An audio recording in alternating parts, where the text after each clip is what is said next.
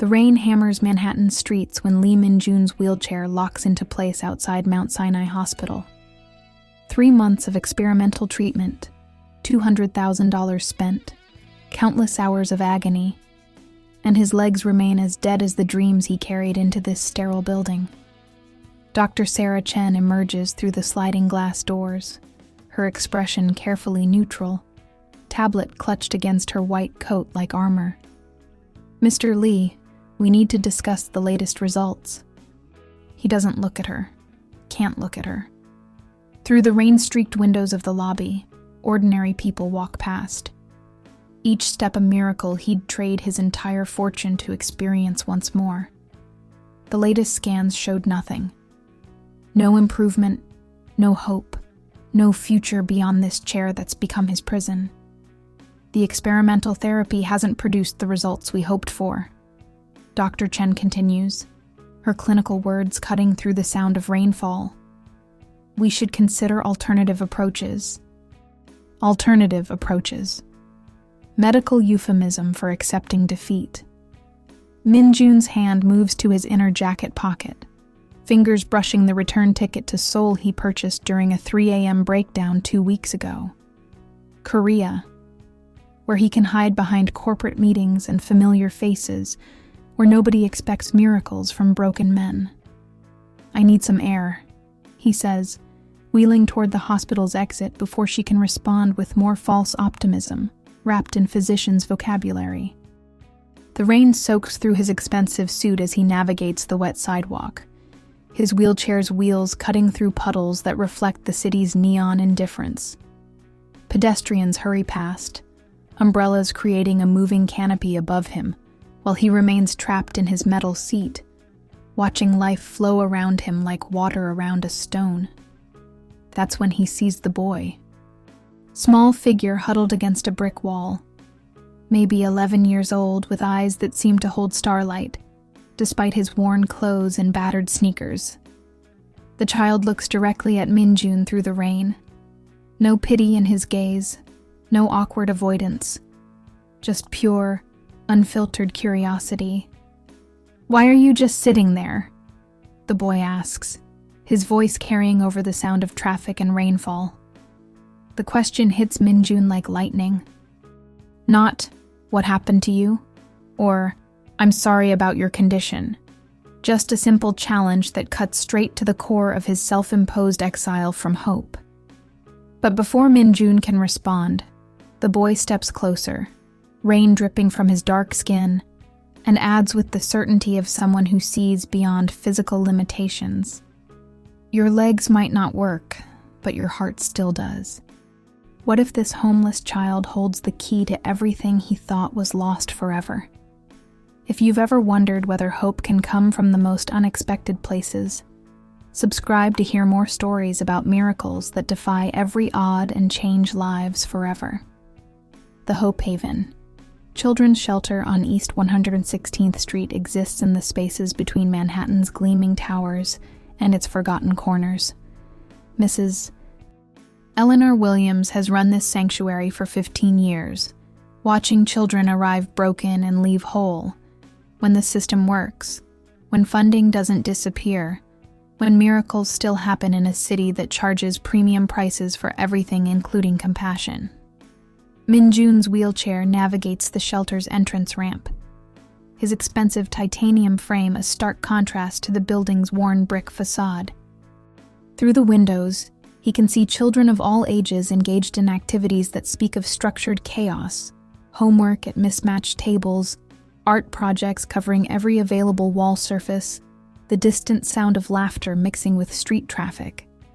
"Mr. Lee?" Mrs. Williams appears at the front door, her navy dress simple but dignified, her graying hair pulled back in a way that suggests both authority and warmth. "Marcus told me you might be coming by." Marcus.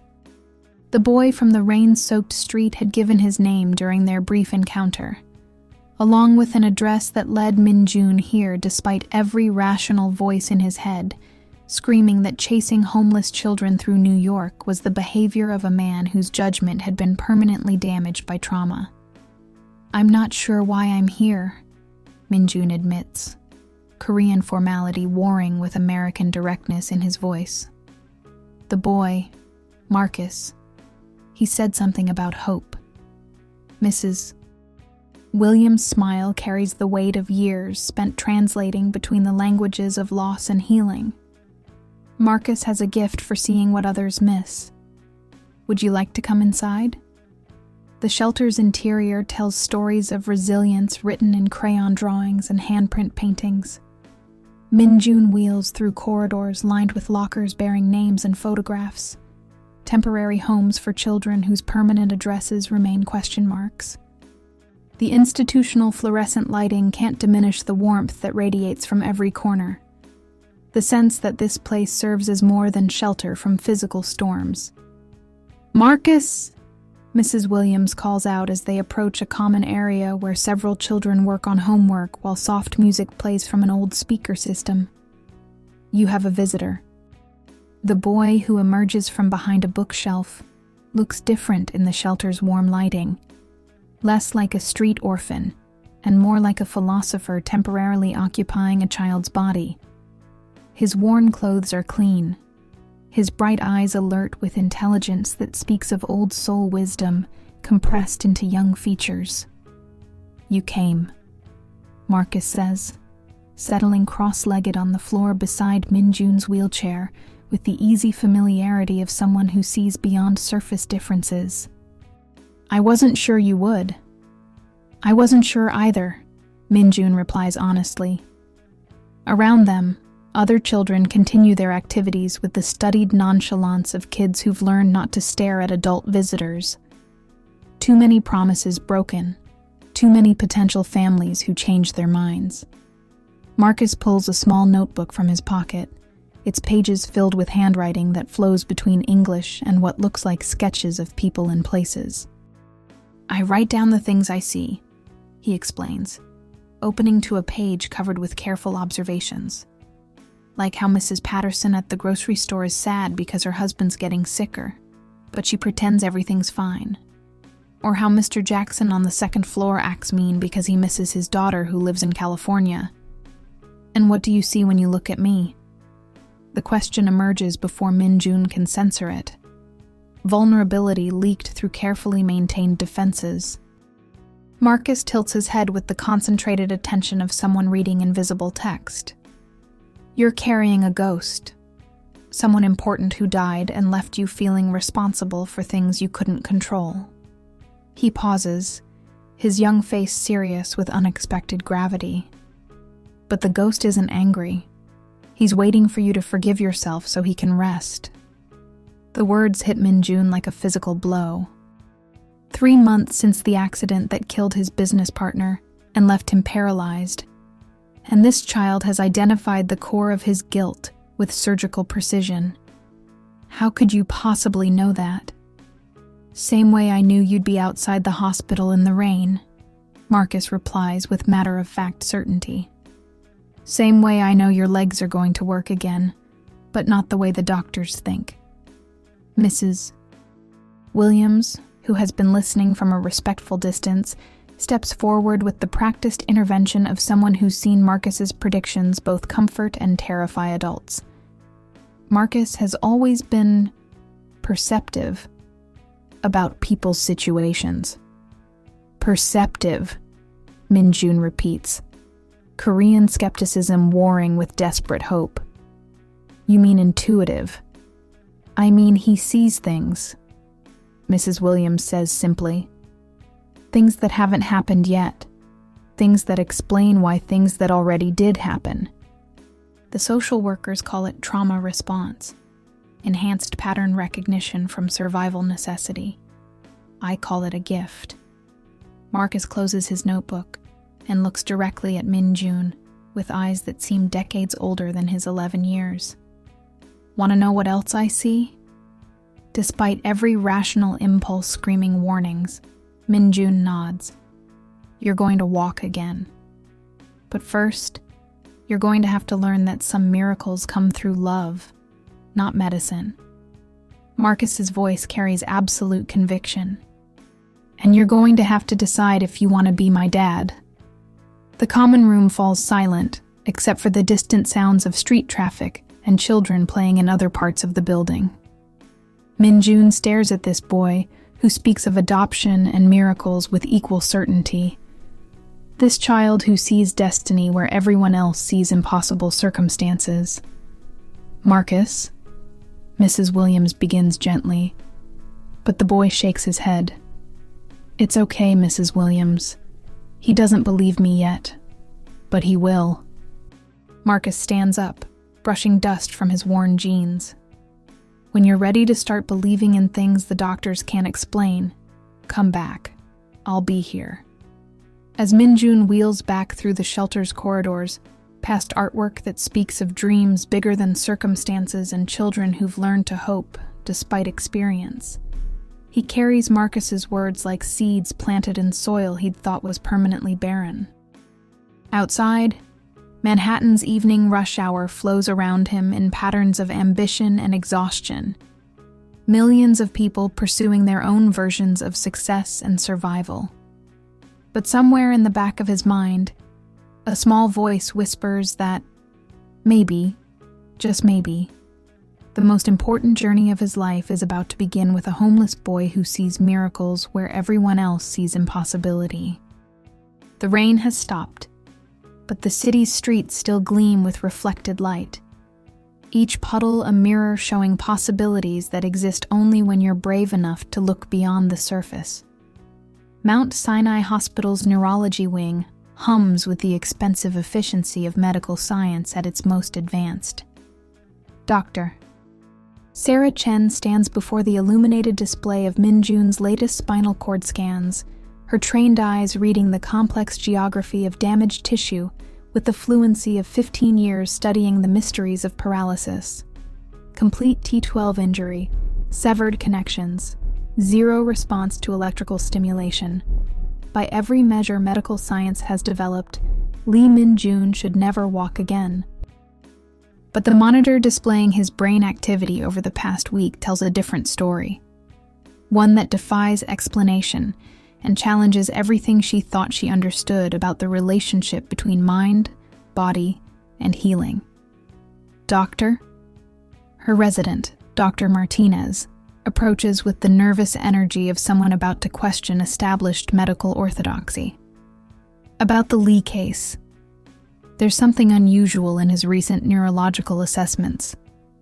Sarah turns from the scans, her expression carefully neutral despite the excitement building in her chest. Define unusual. Increased activity in the motor cortex areas corresponding to lower limb movement. The patterns are consistent with someone actively attempting to walk, but Martinez pauses, checking his notes. He hasn't reported any sensation below the injury site, and the physical therapy notes show no improvement in reflexes or muscle response. Brain plasticity, Sarah says automatically, providing the safe medical explanation. Post-trauma neurological adaptation. The brain often maintains motor patterns even after spinal cord injury. But even as she speaks the familiar clinical language, Sarah knows this case is different. The timing of Min-jun's neurological changes corresponds exactly with his first visit to the children's shelter. A correlation that has no basis in medical literature, but appears undeniable in the data. Her phone buzzes with a text from Min-jun. "Can we meet? Not at the hospital. I have questions about alternative approaches." Alternative approaches. The phrase that every neurologist learns to navigate carefully. The space between evidence-based medicine and the desperate hope of patients who've exhausted conventional options. They meet at a quiet cafe in the Upper East Side, far from the hospital's institutional atmosphere. Min-jun arrives precisely on time, his wheelchair navigating between tables with practiced efficiency. His expression carries a new quality. Not optimism exactly, but a kind of focused curiosity that wasn't present during their previous clinical consultations. "Dr. Chen, thank you for meeting me." His formal politeness carries traces of Korean cultural patterns, the respectful distance maintained between doctor and patient, even in casual settings.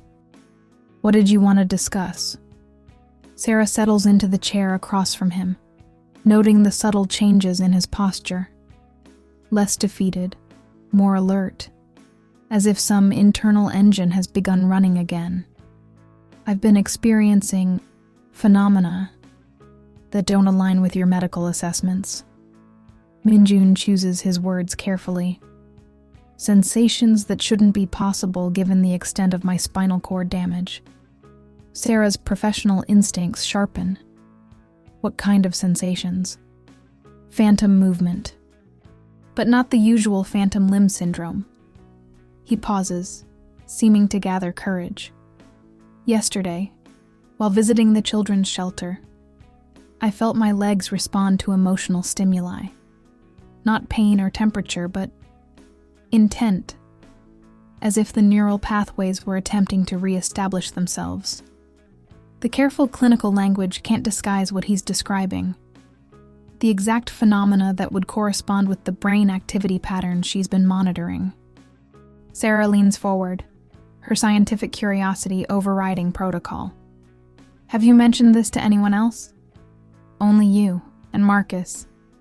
Marcus? The boy at the shelter. He seems to understand things about my condition that medical science hasn't addressed. Minjun meets her eyes directly. Doctor. Chen, I need you to tell me honestly. Is there any experimental treatment, any research, anything at all that might explain what I'm experiencing? The moment stretches between them, weighted with professional ethics and human hope.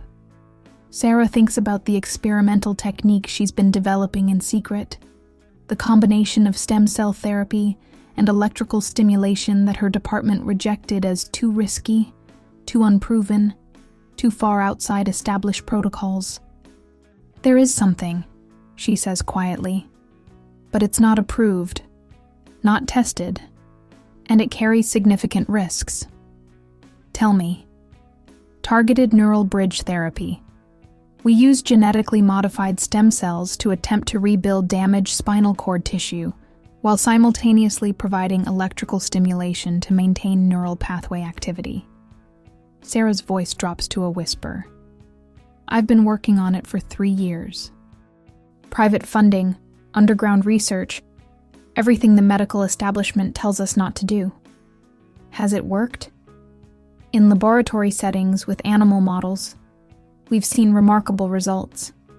But human trials, she shakes her head. No hospital will approve it. Too experimental, too dangerous, too likely to result in malpractice suits.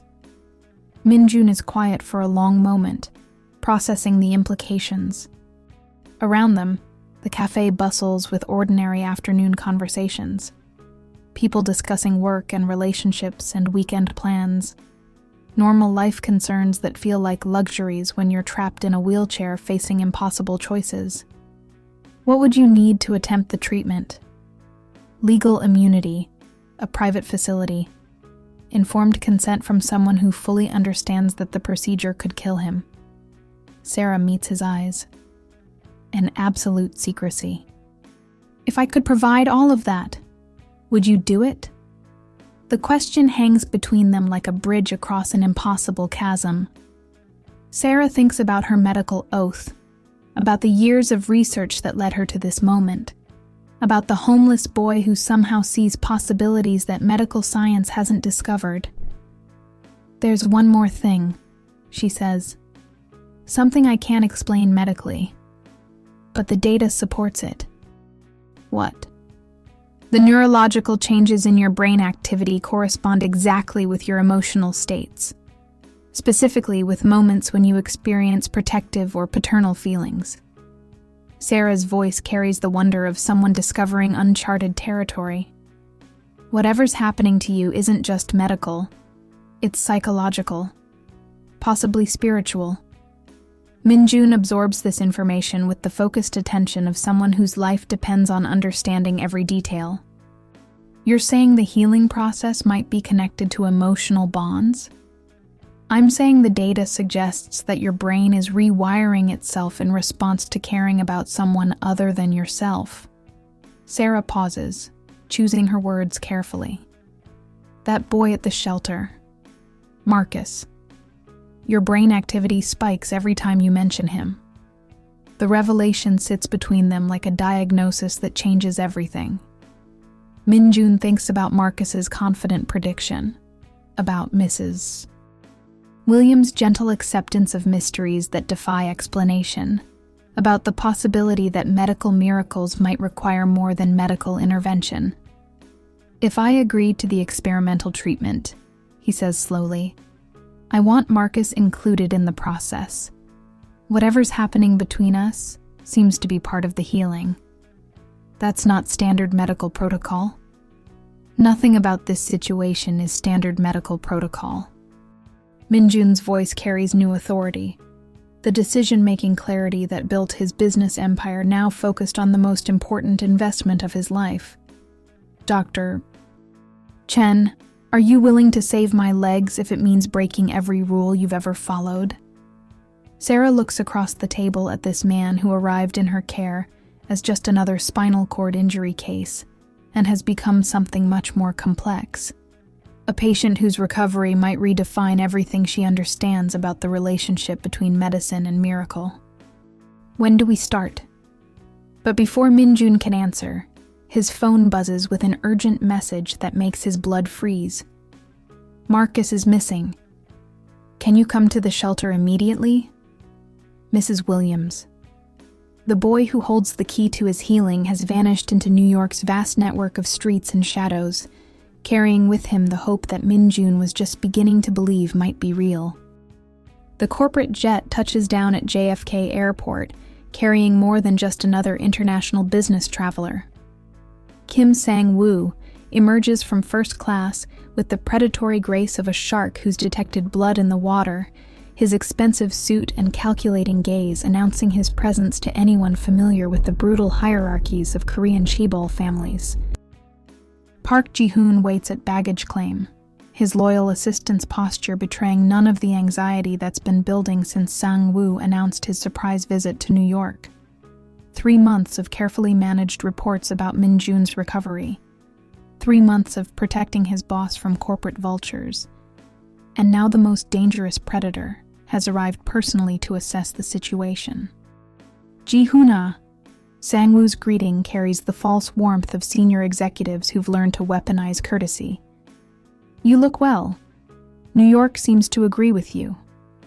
Thank you, Sajangnim. Ji-hoon bows with practiced precision, maintaining the respectful distance that Korean business culture demands, while his mind races through contingency plans. Did you have a comfortable flight? Comfortable enough to review some very interesting reports about our Minjun's medical situation. Sang-woo's smile doesn't reach his eyes. Expensive experimental treatments, unusual therapy sessions, mysterious improvements that don't appear in any official medical records. I thought it was time for a personal assessment. The drive through Queens toward Manhattan provides 30 minutes of careful verbal sparring, disguised as casual conversation. Ji-hoon answers questions about Minjun's daily routine, his medical appointments, his psychological state. Each response calculated to provide information without revealing the fundamental changes that have transformed his boss from bitter recluse to something approaching hopeful father figure. And this children's shelter he's been visiting? Sang-woo's tone carries the polite interest of someone gathering intelligence. Unusual hobby for a man in his position. Charitable work has always been important to Minjun Hyung, Ji-hoon replies carefully. He finds purpose in helping disadvantaged children. Purpose, Sang-woo repeats, tasting the word like fine wine. How admirable. Though I imagine the corporate responsibilities back in Seoul might provide sufficient purpose for a man in his position. The unspoken message hangs in the air between them. Time to come home, time to resume his proper role, time to stop playing at recovery, and accept the limitations that define his new reality. But Sang-woo hasn't met Marcus yet. He hasn't seen the way Min Jun's entire demeanor changes around the boy. Hasn't witnessed the gradual transformation from corporate automaton to protective father figure. He doesn't understand that what he interprets as weakness might actually be strength of a kind their business world has never recognized. The penthouse apartment that serves as Min Jun's New York base reflects his evolving priorities: expensive furniture sharing space with children's books, medical equipment positioned near art supplies, the sterile efficiency of business travel gradually giving way to something resembling home. Min Jun receives Sang-woo with the formal courtesy their business relationship requires, but Ji-hoon notices the subtle changes in his boss's posture. Less defeated, more grounded, as if he's found an anchor that corporate success never provided. "You look..." Sang-woo pauses, searching for the appropriate observation. "Different. Recovery seems to suit you." "I'm learning to adjust to my new circumstances," Min Jun replies, his diplomatic language providing safe answers to dangerous questions. Adjustment is admirable, but there comes a time when adjustment must transform into acceptance, and acceptance into action. Sang-woo settles into the leather chair across from Min Jun's wheelchair, with the relaxed confidence of someone delivering an ultimatum disguised as friendly advice. The board has been patient, but patience has limits. "What are you saying?" "I'm saying that 6 months of medical leave is generous by any standard. The company needs leadership, not an indefinite medical sabbatical." Sang-woo's voice carries the false concern of corporate politics. "If your condition has stabilized, it's time to make decisions about the future." Ji-hoon watches the exchange with growing tension, recognizing the setup that Sang-woo has orchestrated. Force Min Jun to choose between his recovery and his company, between personal healing and professional responsibility, between the boy who represents hope and the business empire that represents duty. "I'm not ready to return to Seoul," Min Jun says quietly. "Then perhaps it's time to consider alternative arrangements. Temporary leadership transitions that protect the company's interests while accommodating your medical needs." Sang-woo produces a leather portfolio with the theatrical timing of someone revealing a winning hand. "I've prepared some options for your consideration." The documents inside outline a complete corporate coup disguised as medical accommodation. Sang-woo assumes operational control. The board votes to extend Min Jun's leave indefinitely, and what began as recovery time becomes permanent retirement, disguised as compassionate management. Min Jun scans the papers with the focused attention of someone reading his own execution warrant. Everything he's built, everything Jin-ho died protecting, everything that defines his identity in the world that shaped him, all of it conditional on his willingness to remain trapped in victim status. These documents assume I'll never recover. They assume practical planning for realistic outcomes. Sang-woo's voice carries the gentle cruelty of someone delivering necessary truths. "Min Jun, you're in a wheelchair. Permanent paraplegia. Whatever experimental treatments you're pursuing, whatever psychological adjustments you're making, the medical reality remains unchanged." Before Min Jun can respond, the apartment's intercom buzzes with Mrs. Williams' voice. "Mr. Lee, I have Marcus with me. He insisted on coming to see you." The timing is perfect and terrible. The boy whose presence represents everything Min Jun has gained, arriving just as Sang-woo demands he choose between healing and corporate survival. "Send him up," Min Jun says, ignoring Sang-woo's raised eyebrow. Marcus enters with the quiet confidence of someone who belongs, his worn sneakers and careful politeness a stark contrast to Sang-woo's expensive perfection. He approaches Min Jun's wheelchair with the easy familiarity of established relationships, then notices the stranger and shifts into the cautious assessment mode that street-smart children perfect for survival. "Marcus, I'd like you to meet Mr. Kim Sang-woo, my business associate from Korea. Sang-woo, this is Marcus Johnson. Sang-woo extends his hand with practiced corporate charm, but Marcus doesn't take it. Instead, he tilts his head with that characteristic expression of someone reading invisible information, his bright eyes studying the older man with unsettling intensity. "You're here to take him away," Marcus says finally, his voice carrying matter-of-fact certainty. "I'm here to help Mr. Lee make important decisions about his future," Sang-woo replies smoothly, but his expression shows slight discomfort at the boy's directness. "No, you're not." Marcus moves closer to Min-jun's wheelchair, his small hand resting protectively on the armrest. "You're here because you're scared he's getting better, and if he gets better, you lose something you want." The apartment falls silent except for the distant sounds of Manhattan traffic 40 stories below.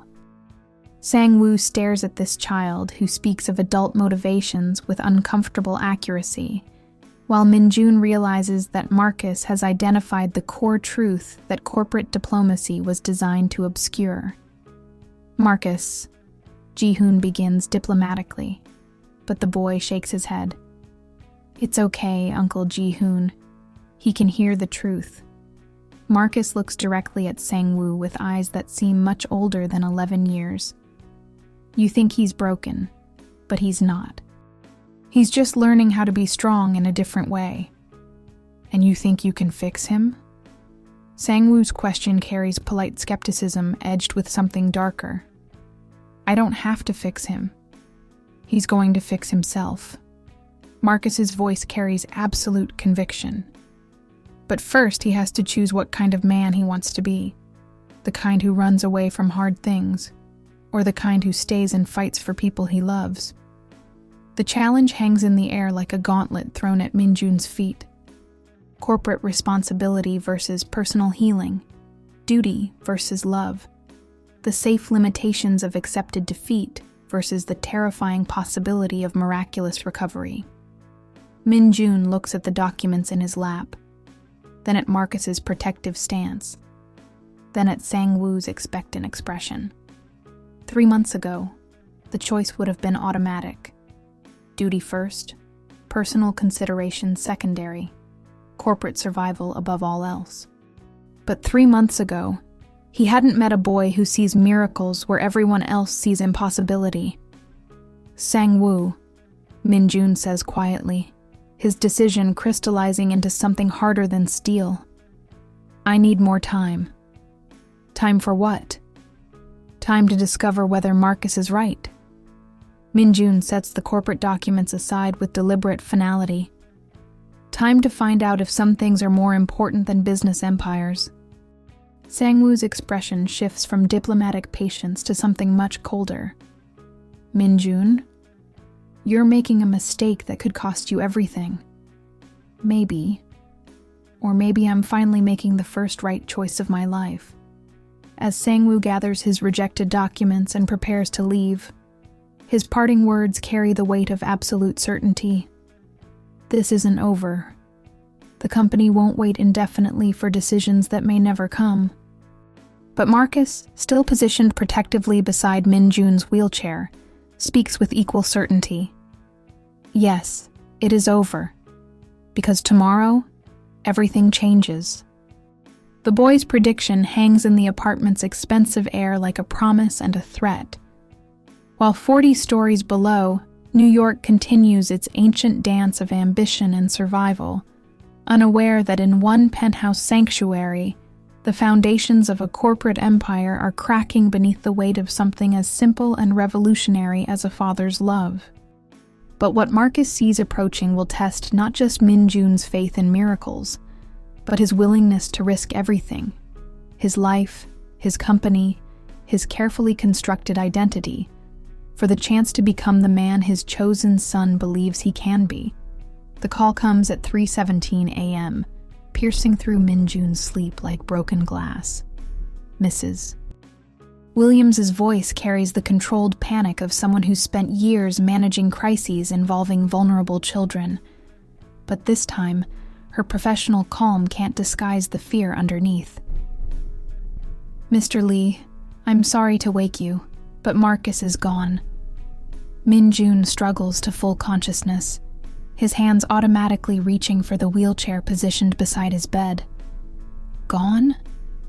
What do you mean, gone?" "He was in his room at lights out." "Normal bedtime routine," said goodnight to the staff. "Even left his notebook on his pillow like he always does."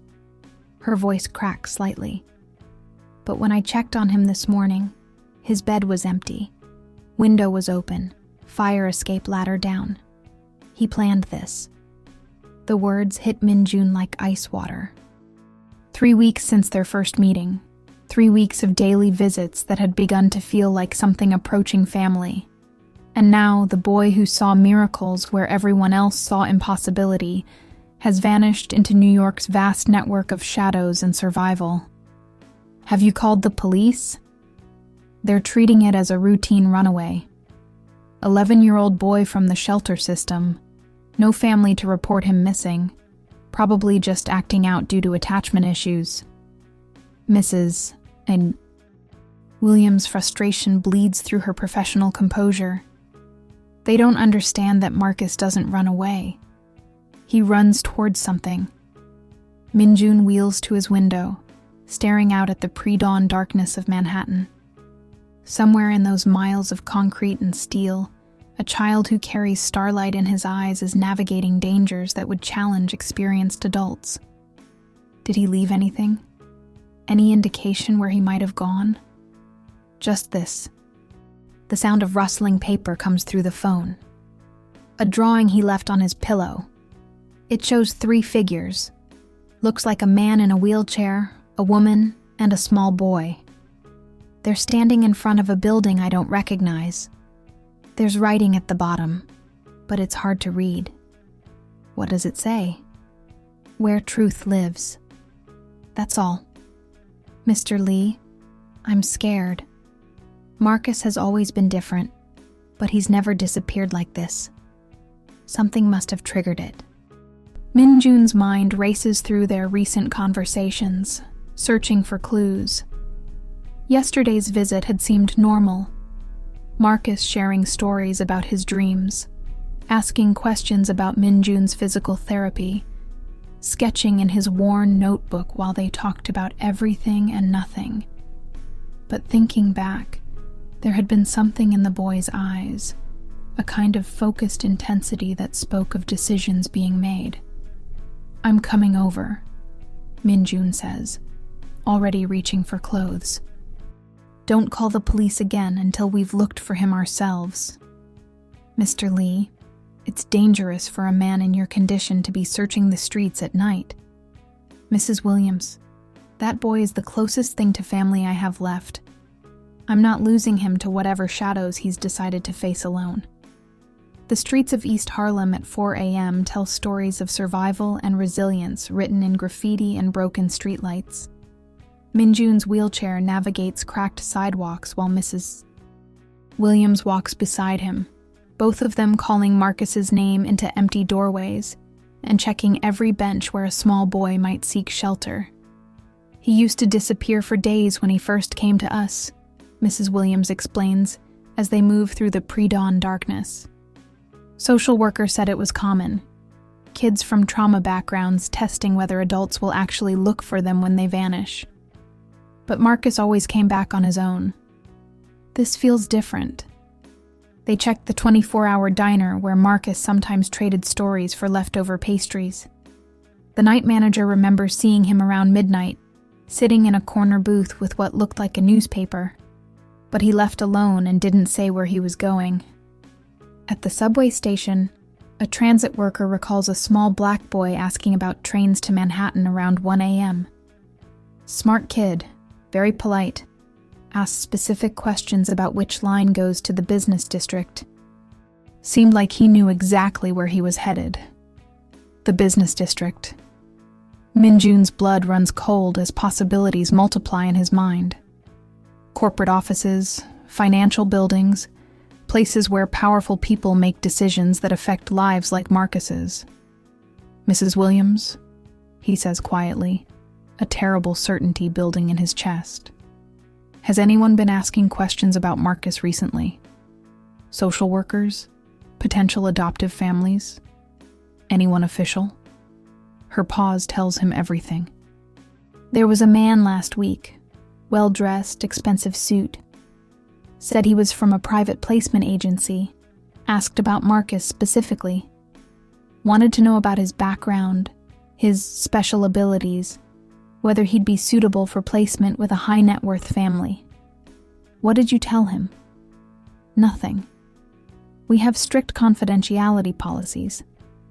But Mr. Lee, the questions he asked weren't typical. He seemed less interested in Marcus's emotional needs and more interested in his predictive abilities. The pieces clicked together with sickening clarity. Someone has discovered Marcus's gift for seeing patterns others miss. His uncanny ability to read people and situations with frightening accuracy. In the wrong hands, a child with those abilities could become a weapon of corporate espionage or psychological manipulation. Minjun's phone buzzes with a text from an unknown number. If you want to see your young friend again, stop looking for him and start looking for answers. The truth about your accident wasn't an accident. The boy knows this. That's why he ran. Mrs. Williams reads the message over his shoulder, her face paling.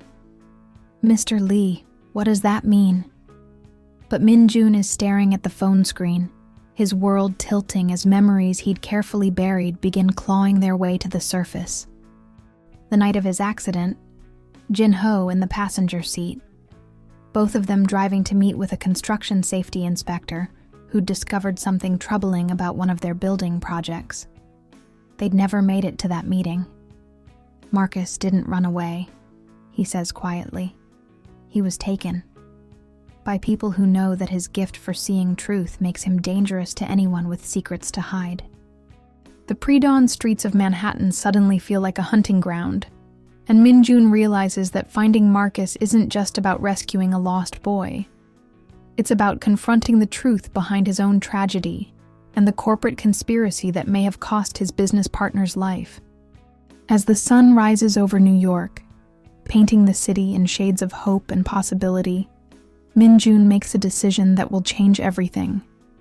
He's going to find Marcus, expose whatever truth the boy has uncovered, and face the demons he's been running from since the night his legs stopped working and his world went dark. But he doesn't know that somewhere in the shadows of a corporate boardroom, 40 stories above the awakening city, Marcus sits in a chair too big for his small frame, his bright eyes taking in details that adults think children don't understand, quietly planning an escape that will require all the courage and wisdom he's gathered in his 11 years of fighting for survival. The hunt for truth has begun, and a homeless boy with starlight in his eyes holds the key to unlocking secrets that powerful people will kill to protect. The abandoned warehouse in Queens exists in the spaces between legitimate business and the shadows where desperate people make impossible choices. Dr. Sarah Chen stands in the converted operating room, her medical equipment surrounded by concrete walls covered in decades of industrial grime, knowing that what she's about to attempt could either save a man's life or destroy her career forever. The neural bridge procedure has never been tested on humans, she explains to Minjun, who lies on the makeshift surgical table with the determined expression of someone who's made peace with mortality. The stem cells are genetically modified to encourage spinal cord regeneration, but we don't know how your body will respond to the electrical stimulation. Will it hurt? Everything worthwhile hurts. Dr. Chen adjusts the monitoring equipment with steady hands that belie the magnitude of what she's risking. The question is whether you're ready to trade the pain you know for pain that might lead somewhere better. Ji-hoon stands in the corner, his usual professional composure cracked by worry and the surreal nature of their situation. 3 days since Marcus disappeared. 3 days of following electronic traces and corporate leads that dead-ended in security cameras and unlisted phone numbers. The experimental surgery isn't just Min-jun's last hope for physical recovery. It's a race against time to regain mobility before the boy's captors decide he's too dangerous to keep alive. The preliminary scans show unusual activity in your motor cortex. Dr. Chen continues, studying the data displays with scientific fascination. Whatever connection you've developed with Marcus, it seems to have activated neural pathways that should be permanently severed. We're going to build on that foundation. She doesn't mention the part that keeps her awake at night, the inexplicable correlation between Min-jun's neurological improvements and his emotional attachment to the missing boy. Medical science has no framework for explaining how protective love might accelerate healing, but the data doesn't lie. If this works, Min-jun says quietly, how long before I can walk? If this works, you might feel sensation in your legs within hours. But walking. She pauses, unwilling to promise miracles while standing in a warehouse that exists outside the boundaries of legitimate medicine. That depends on factors we don't fully understand. The procedure begins with an injection of modified stem cells directly into the injury site, a process that requires Dr. Chen to operate through Min-jun's spine with the precision of a watchmaker and the faith of someone who believes in impossibilities. The electrical stimulation starts as a low hum, building gradually to levels that make every monitor in the room flicker with induced interference. For 40 minutes, Min-jun exists in a state between consciousness and oblivion, his body flooded with cellular regeneration factors, while electric current attempts to rebuild connections that have been dead for months. Through the haze of sedatives and hope, he dreams of Marcus, the boy's bright eyes and confident predictions, his absolute certainty that some miracles come through love rather than medicine. Brain activity is spiking. Dr. Oh, Chen announces to Ji-hoon, her voice tight with excitement and fear. Neural pathway responses are off the charts. Something is definitely happening. What's happening is that Min-jun's subconscious mind is reaching across the city toward a small boy who sits in a corporate boardroom, surrounded by men in expensive suits who see his gift as a tool to be exploited rather than a child to be protected. In that sterile tower of steel and glass, Marcus suddenly looks up from the documents they've forced him to analyze, his young face brightening with hope. He's coming, Marcus says to his captors with absolute certainty. He's going to walk again, and he's going to find me. Kim Sang-woo, who's been pacing by the windows while his subordinates try to extract useful predictions from an 11-year-old, turns with irritation. The crippled CEO? That's impossible. Our medical sources confirm his condition is permanent. Your sources don't understand that some healing comes from love, not medicine. Marcus's voice carries the patient tone of someone explaining obvious truths to willfully ignorant adults. And they don't understand that taking me was the biggest mistake you could make. Why is that, little prophet? Because now he has a reason to stop being broken. Marcus smiles with the confident serenity of someone who sees destinies unfolding exactly as they should. And because I'm going to tell him everything you don't want him to know. Back in the warehouse, Min-jun's eyes snap open as sensation floods through his lower body for the first time in months. Not pain, not the phantom sensations he'd grown accustomed to, but actual feeling. Pressure, temperature, the weight of his own legs against the surgical table. Dr. Chen, he whispers, his voice filled with wonder. I can feel my feet. She checks the monitors with shaking hands, unable to believe what the data is telling her. Neural activity in regions that should be permanently dead, muscle responses that violate everything she learned in medical school, sensory feedback that suggests cellular regeneration at an impossible rate. This shouldn't be happening this quickly, she breathes. The stem cells need weeks to take effect. The electrical stimulation should require months of rehabilitation. Min-jun interrupts her by slowly, carefully, bending his right knee. The movement is small, tentative, like a newborn animal testing limbs that have never been used. But it's deliberate movement, controlled by conscious intention, powered by neural connections that moments ago existed only in the realm of desperate hope. Ji-hoon, Min-jun says, his voice steady despite the tears streaming down his face. Help me sit up. With his assistant's careful support, Min-jun positions himself on the edge of the surgical table, his legs hanging over the side like a child sitting on a dock.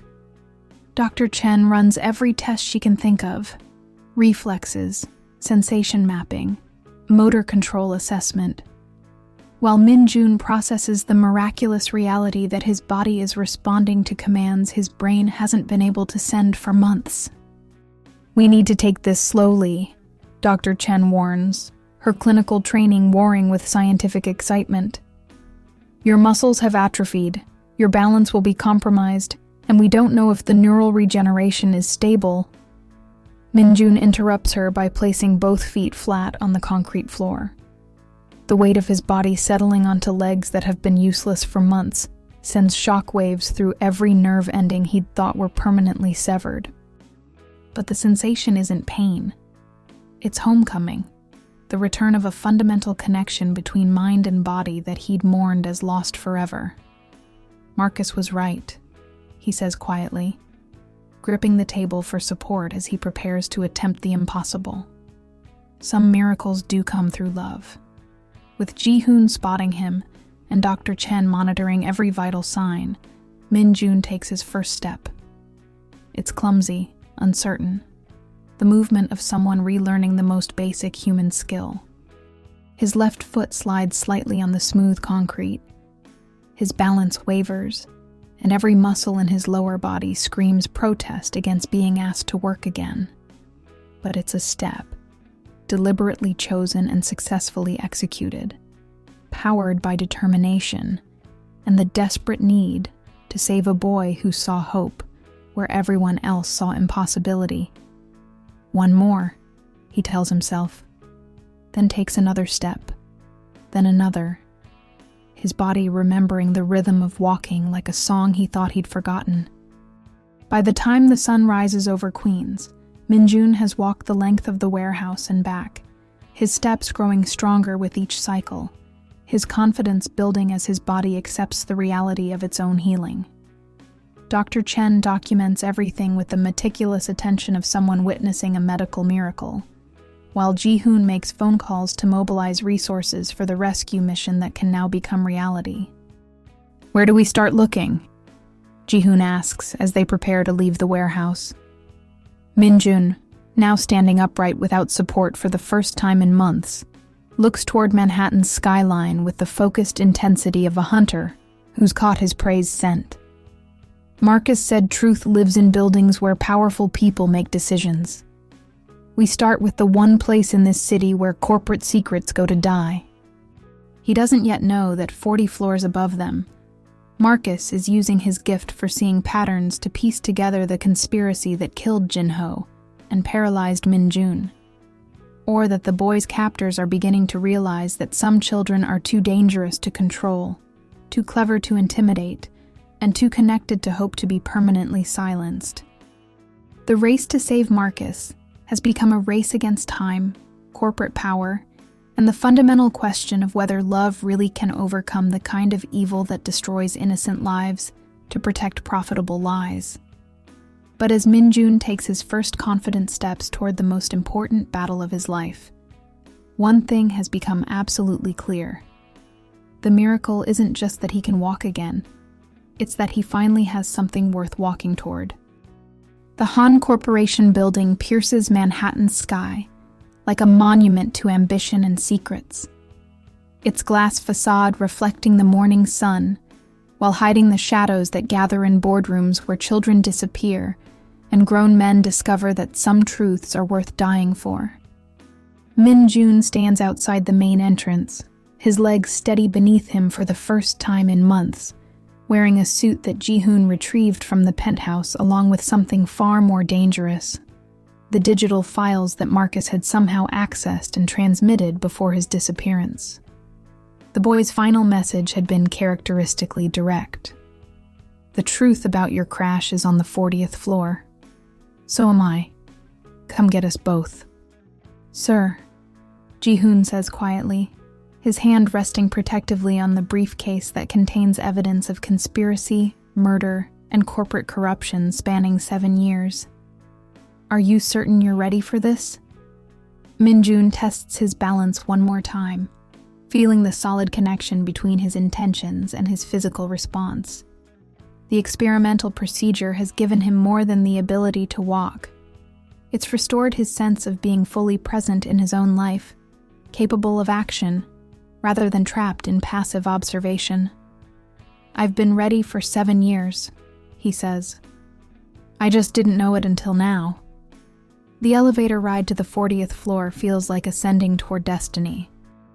Min-jun watches the numbers climb, while memories play in his mind. Jin-ho's voice on their last phone call, excited about exposing construction safety violations. The moment of impact when their car left the mountain road. Waking up in the hospital to learn that his business partner was dead and his own legs would never work again. All of it orchestrated by the man who now holds Marcus hostage.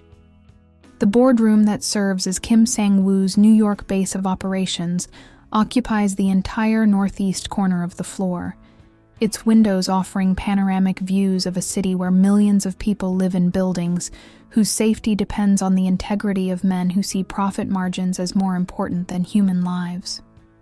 Marcus sits in a chair designed for adults, his small frame dwarfed by leather and mahogany, while his bright eyes remain undaunted by the corporate power arrayed against him.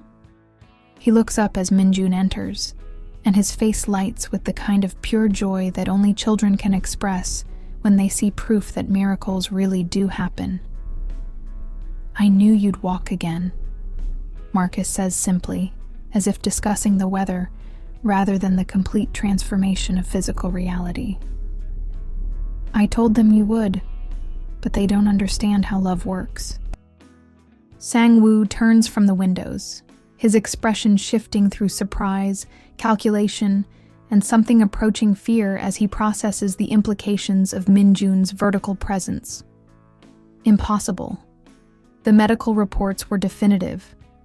Complete spinal cord severance, no possibility of recovery. Your medical reports didn't account for factors that can't be measured in corporate laboratories. Min-jun walks across the room with steady confidence, each step a declaration of independence from the limitations that others tried to impose on his life. "But then you've never understood anything that can't be reduced to profit and loss statements." "Hyung," Marcus says quietly, using the Korean honorific with natural affection. "He killed Uncle Jin-ho, and he's been stealing money from buildings that aren't safe. I saw the files." Sang-woo's face goes white. The boy is confused, traumatized by his unfortunate circumstances. Children from his background often fabricate stories. "Show him," Marcus interrupts, looking directly at Min-jun. "Show him what I found." Min-jun opens the briefcase and spreads documents across the conference table. Financial records, safety inspection reports, construction contracts, and communication logs that paint a devastating picture of systematic fraud and criminal negligence. But at the center of it all lies a single photograph that makes Sang-woo's hands tremble. Jin-ho's car after the crash, its brake lines severed with surgical precision. "You killed him," Min-jun says quietly, each word carrying the weight of 7 years' worth of grief and guilt. "Not because he threatened your profits, but because he threatened to expose that you were building death traps and selling them as luxury homes." Jin-ho was unstable, obsessed with perfectionism that would have bankrupted the company. Jin-ho was trying to save lives. Min-jun's voice remains steady, but his eyes burn with controlled fury. The Gangnam residential complex, the Busan office tower, the mixed-use development in Incheon, Every single building constructed with your approval used materials that didn't meet safety specifications. Marcus speaks up from his oversized chair. 17 people died when the Busan building collapsed last month. 3 of them were children. The admission hangs in the air like poison gas. Sang-woo stares at the boy who's managed to connect dots that took corporate investigators months to identify, realizing that his carefully constructed empire of lies is crumbling before his eyes. Even if that were true, he says desperately, exposing it now would destroy thousands of jobs, crash the stock price, bankrupt pension funds that depend on our success, and save thousands of lives. Min-jun moves to stand beside Marcus, his hand resting protectively on the boy's shoulder. Including the life of the child you're using as leverage. I never intended to harm the boy. He's actually quite remarkable. His ability to see patterns, to predict outcomes, to identify deception. With proper training, he could be invaluable to corporate intelligence operations. Marcus looks up at Sang-woo with the patient expression of someone explaining obvious truths to willfully ignorant adults. You can't train someone to see what you don't want them to see. And you can't hide truth from people who love each other. The simple statement carries more power than any corporate threat or legal maneuvering. In the space between those words, Sang-woo finally understands that he's not just facing exposure of his crimes. He's facing the collapse of his entire worldview. The revelation that human connections matter more than financial manipulations. What do you want? He asks quietly. Justice for Jin-ho, safety for every family living in buildings you've compromised, and freedom for a boy who deserves to grow up in a world where adults protect children instead of exploiting them. Min-jun pulls out his phone and dials a number he memorized during the elevator ride. Dr. Chen, we found him, and we found the evidence. Are you ready to make that call to the prosecutor? As sirens begin to wail in the distance, police cars and emergency vehicles converging on a building where 7 years of buried truth is finally surfacing, Marcus slips his small hand into Min-jun's larger one. Are you really going to be my dad now? He asks, with the directness that cuts through every adult complication and gets to the heart of what matters most. Min-jun looks down at this boy who saw miracles where everyone else saw impossibility, who catalyzed healing that medical science couldn't explain, who risked everything to expose corruption that powerful men would kill to hide. If you'll have me, he says simply. I told you I would. The first day we met. I said you'd walk again, and I said you'd be my dad. I'm always right about the important things. Through the conference room windows, Manhattan spreads out like a circuit board of dreams and possibilities, while below them, the machinery of justice begins turning toward accountability and truth. But in this moment, 40 floors above the awakening city, what matters most isn't corporate empires or criminal conspiracies or medical miracles. What matters is a man who's learned to walk again, discovering that the most important journey he'll ever take is the one that leads toward becoming the father a remarkable boy has always known he could be. The truth about the crash has finally been revealed, but the greater truth about healing, hope, and the families we choose is just beginning to unfold. 3 months after the corporate conspiracy that killed Jin-ho is finally exposed to the world, Min-jun and Marcus walk through Central Park on a crisp autumn afternoon, their steps synchronized in the easy rhythm of father and son, who've learned that some bonds transcend biology and legal documents. The adoption paperwork was finalized yesterday in a courthouse ceremony where Marcus wore his first suit, charcoal gray like Min-jun's, with a tie that he knotted himself after weeks of practice. Mrs. Williams cried happy tears while Ji-hoon served as witness, and the judge remarked that she'd rarely seen such obvious mutual devotion in her courtroom. "Do you miss Korea?" Marcus asks as they pause beside the reservoir, its surface reflecting the golden leaves of trees that have survived decades of seasons and change. Min-jun considers the question carefully. He still owns property in Seoul, still maintains business relationships that require occasional video conferences, still speaks Korean with Ji-hoon when they want privacy in public spaces. But home has become something simpler and more profound. Wherever Marcus is, wherever their small family of choice has planted roots. I miss some things, he says honestly. The food, certain friends, the mountains where I used to hike before the accident. But I don't miss the person I was there. The man who thought success meant controlling everything and everyone around him. And now? Now I know that success means being someone worthy of loving and being loved. Min-jun looks down at his son, still amazed by the daily miracle of this boy's presence in his life. What about you? Do you ever wonder what your life would have been like if I hadn't met you that rainy night?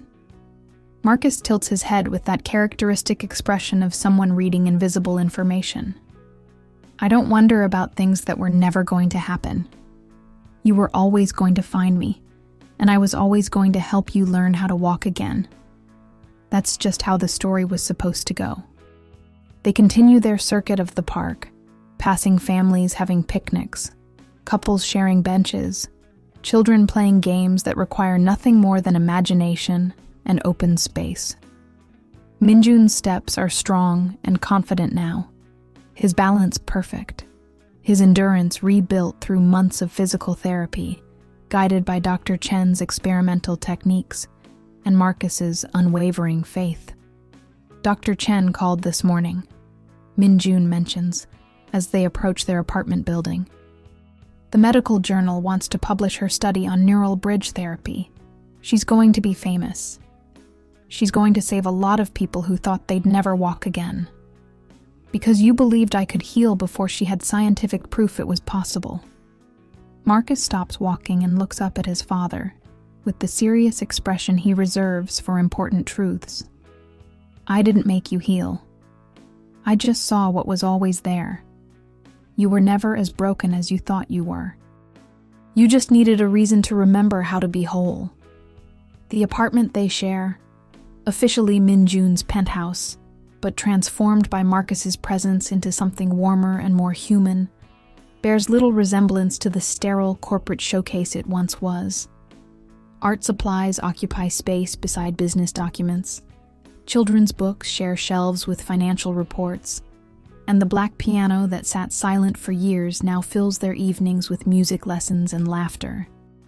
Homework first, Min-jun reminds Marcus as they settle into their after-school routine, then piano practice. I already finished my math homework during lunch. Marcus pulls out his notebook, a new one, leather-bound and expensive, replacing the worn journal where he used to record his observations about adults who didn't listen to children. But I drew something I want to show you. The sketch covers an entire page, 3 figures standing in front of a building with a sign that reads, Hope Haven Community Center. The figures are clearly recognizable, Min-jun in a business suit, Marcus in his school uniform, and Mrs. Williams holding the hand of another small child. The board approved the funding proposal, Marcus says matter-of-factly. They're going to let us expand the shelter into a full community center with educational programs and music therapy.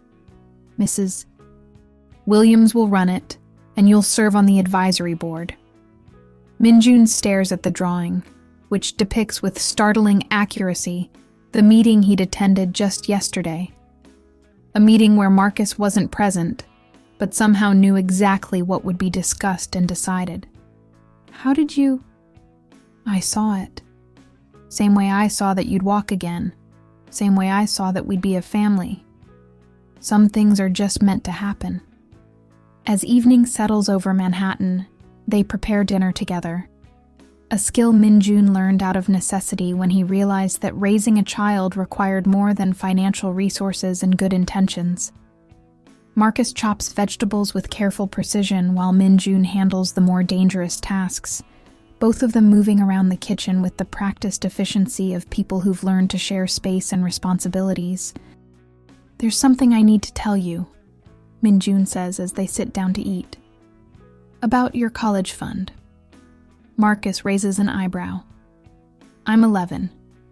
Smart 11-year-olds become smart college students faster than anyone expects.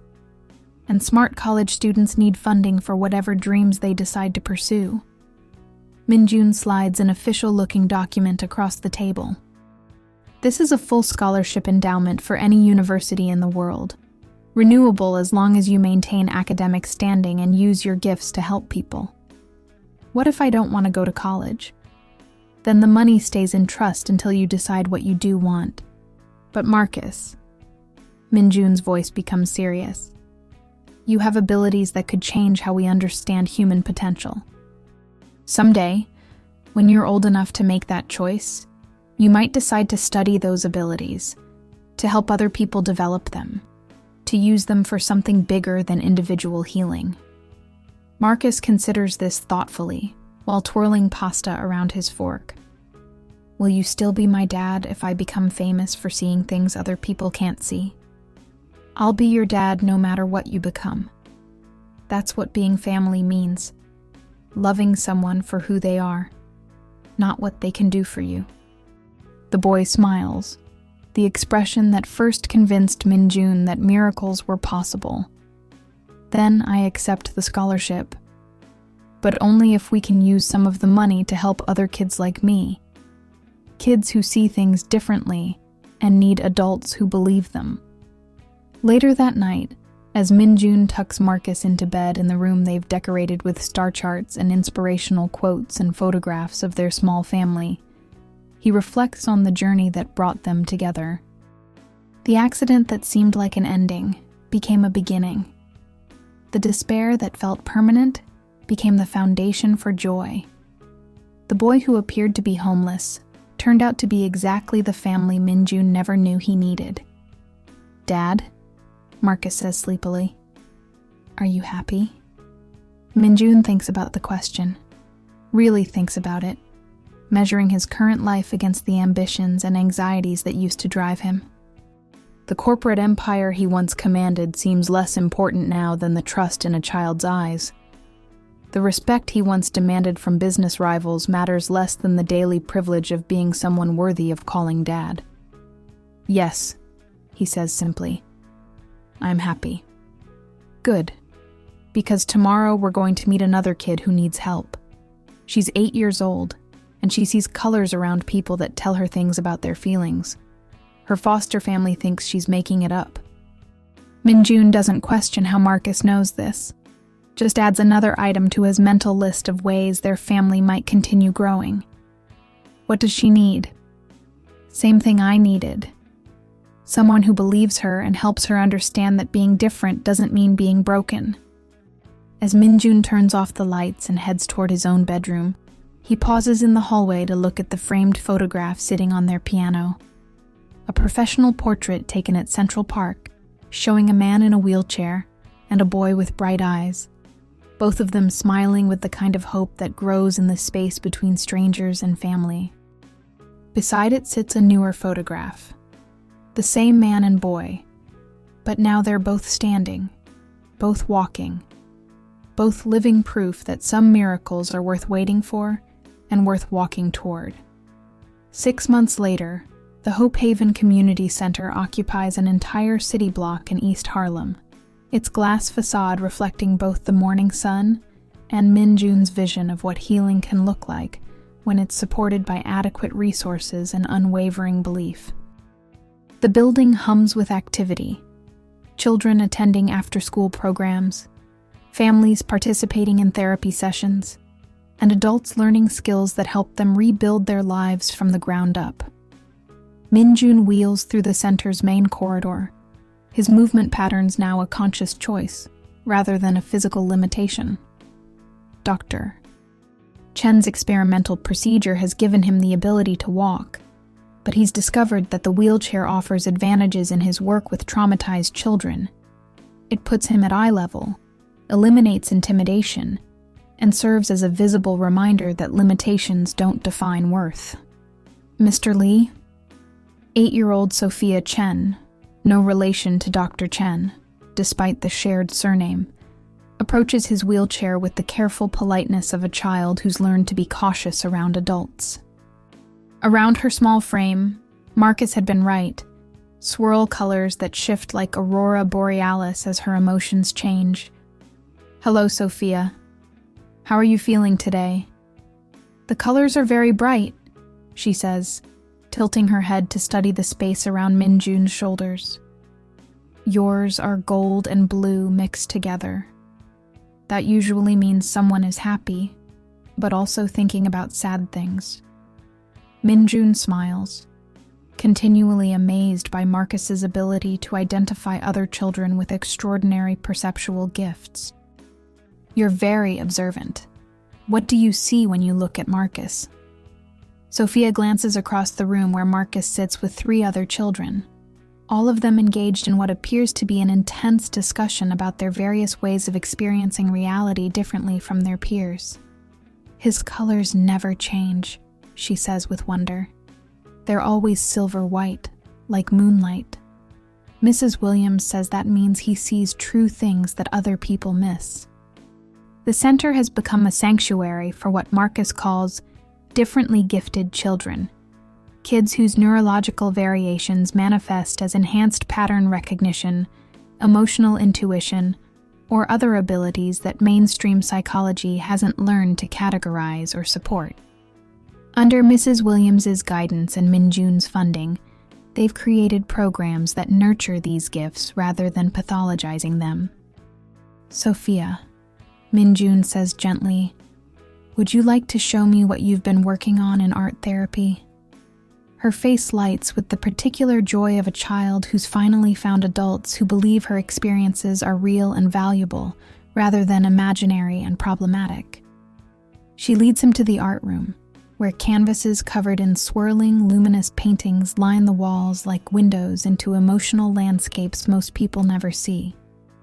This one is my foster mom when she's worried about money, Sophia explains, pointing to a painting dominated by sharp reds and anxious yellows. And this one is my teacher when she's trying to be patient, but she's really tired. Each painting captures not just color, but the emotional essence of its subject, revealing the complex inner lives of adults who assume children don't notice their struggles. It's remarkably similar to Marcus's gift for reading the hidden truths that people carry beneath their public faces. Sophia, have you ever thought about becoming an art therapist when you grow up? Someone who helps other people understand their feelings through art? Can I do that? Even though I see things differently? Especially because you see things differently. Sometimes the most important jobs require abilities that most people don't have.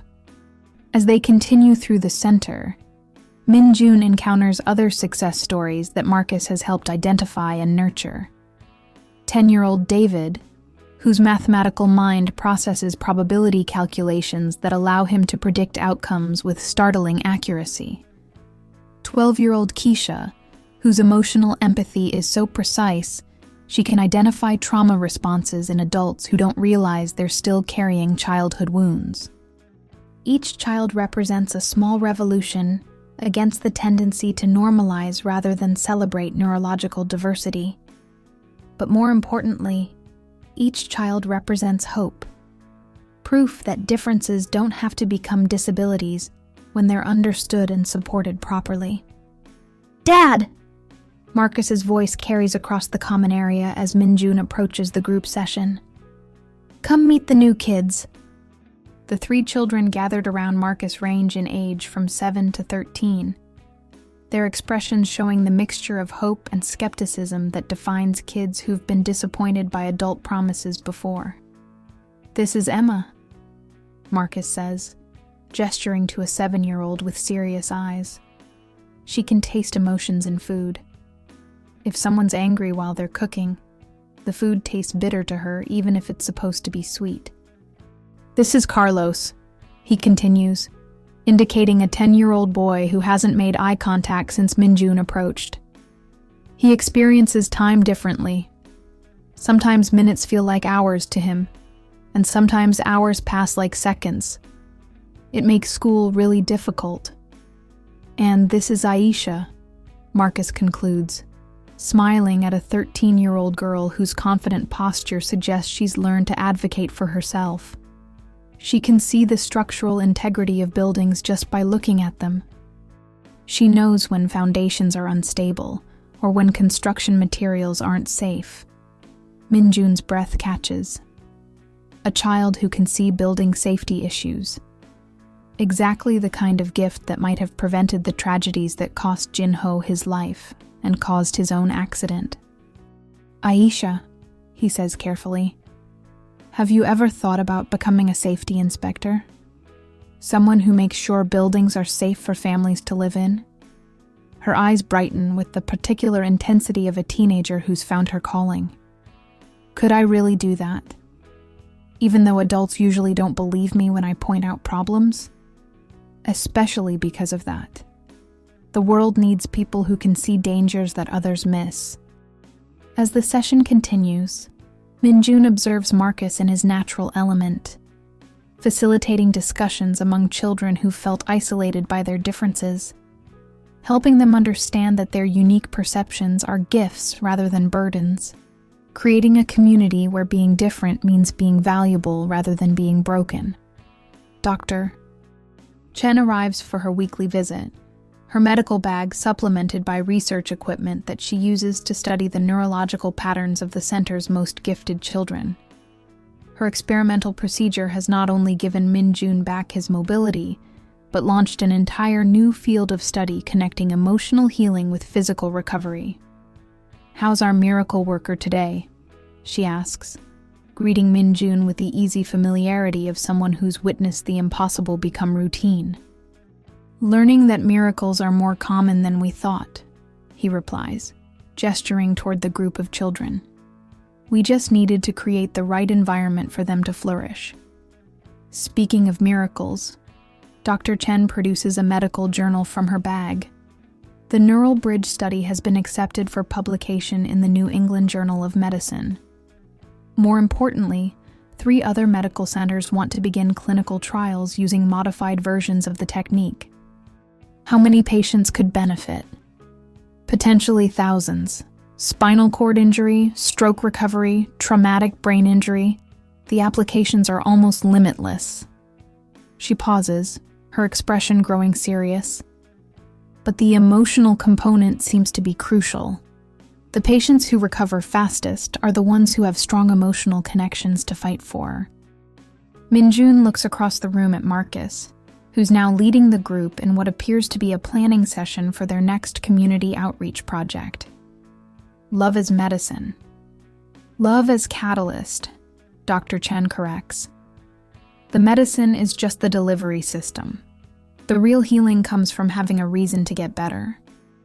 As the afternoon progresses, Minjun participates in various center activities, reading to younger children, consulting on architectural modifications to make the building more accessible, and reviewing applications from other cities that want to replicate their model of supporting neurologically diverse children. But his favorite part of each day remains the simple ritual he shares with Marcus during their walk home. The debriefing conversation where they process the day's challenges and celebrate its successes. Emma's foster family is coming to visit next week, Marcus reports, as they navigate the familiar streets between the center and their apartment. They want to understand why food tastes different to her, and how they can help instead of just thinking she's being difficult.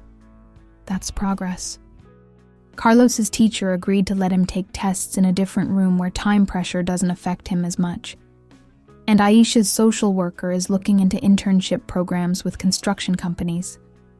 Minjun smiles at the casual way Marcus manages multiple complex situations simultaneously, coordinating between families, schools, and social services with the organizational skills of someone 3 times his age. What about you? Minjun asks. How are you adjusting to being something like a program director? Marcus considers the question with his characteristic thoughtfulness. It's different from how I imagined it would be. I thought helping other kids would be like helping you, seeing what they needed and then watching them get better. But it's more complicated than that. How so? With you, the solution was clear. You needed to learn how to walk again, and you needed to understand that love makes healing possible. But these kids, they don't need to be fixed. They need the world to change so their gifts can be appreciated instead of pathologized. The insight strikes Minjun with its mature complexity. This 11-year-old boy has identified the fundamental challenge facing anyone who works with marginalized populations. The question of whether to help individuals adapt to broken systems or work to fix the systems themselves. So we do both, Minjun says. We help individual children develop their gifts, while also changing how society thinks about neurological diversity.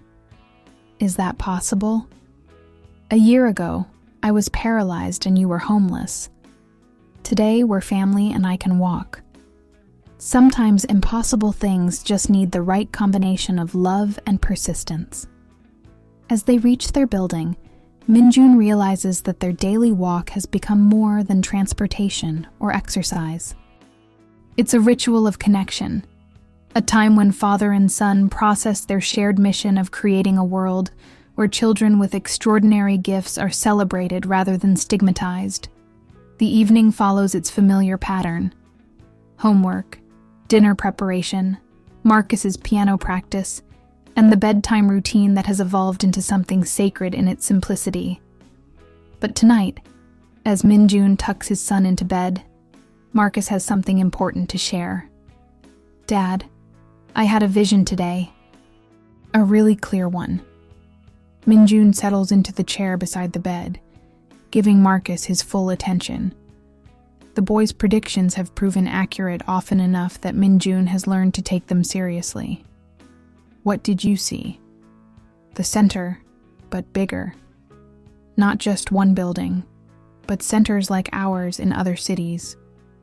And not just for kids. Programs for adults too.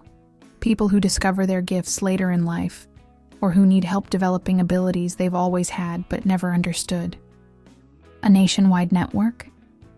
International eventually. And you're there, in all of them, teaching people that being different doesn't mean being broken." Marcus's eyes shine with the excitement of someone who sees possibility where others see obstacles. But the most important part is that it all starts because people hear our story. How a broken man and a homeless boy found each other and learned that miracles happen when you believe in them. Minjun feels the familiar flutter of recognition that accompanies Marcus's most significant predictions. Not just hope, but certainty. The sense that they're standing at the beginning of something much larger than their individual story. What do we do to make that vision real? We keep walking, Marcus says simply. We keep believing in miracles. And we keep showing other people that love really can heal anything. As Minjun turns off the lights and prepares to leave, Marcus's sleepy voice stops him at the doorway. "Dad, thank you for finding me that night in the rain. Thank you for seeing I was worth finding."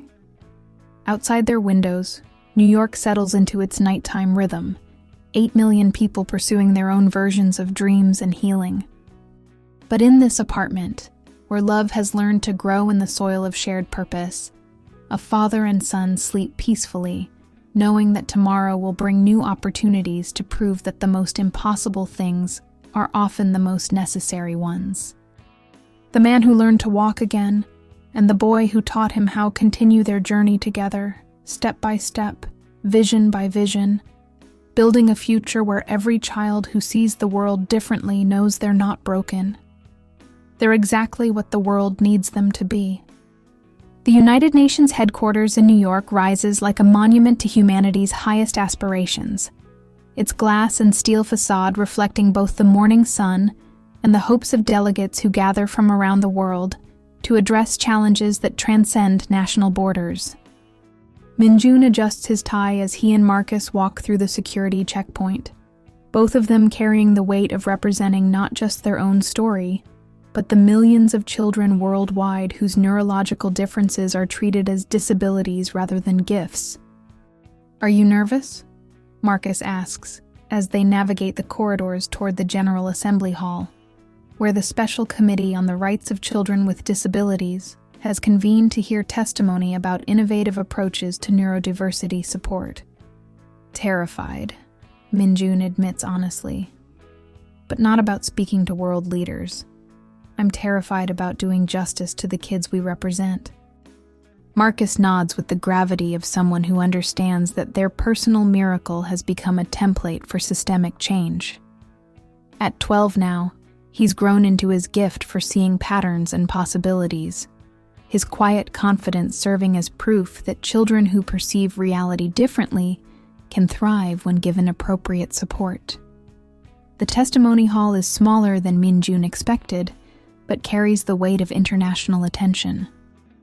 Delegates from 53 countries occupy seats arranged in semicircular tiers, while simultaneous translation equipment ensures that their words will be understood across linguistic barriers.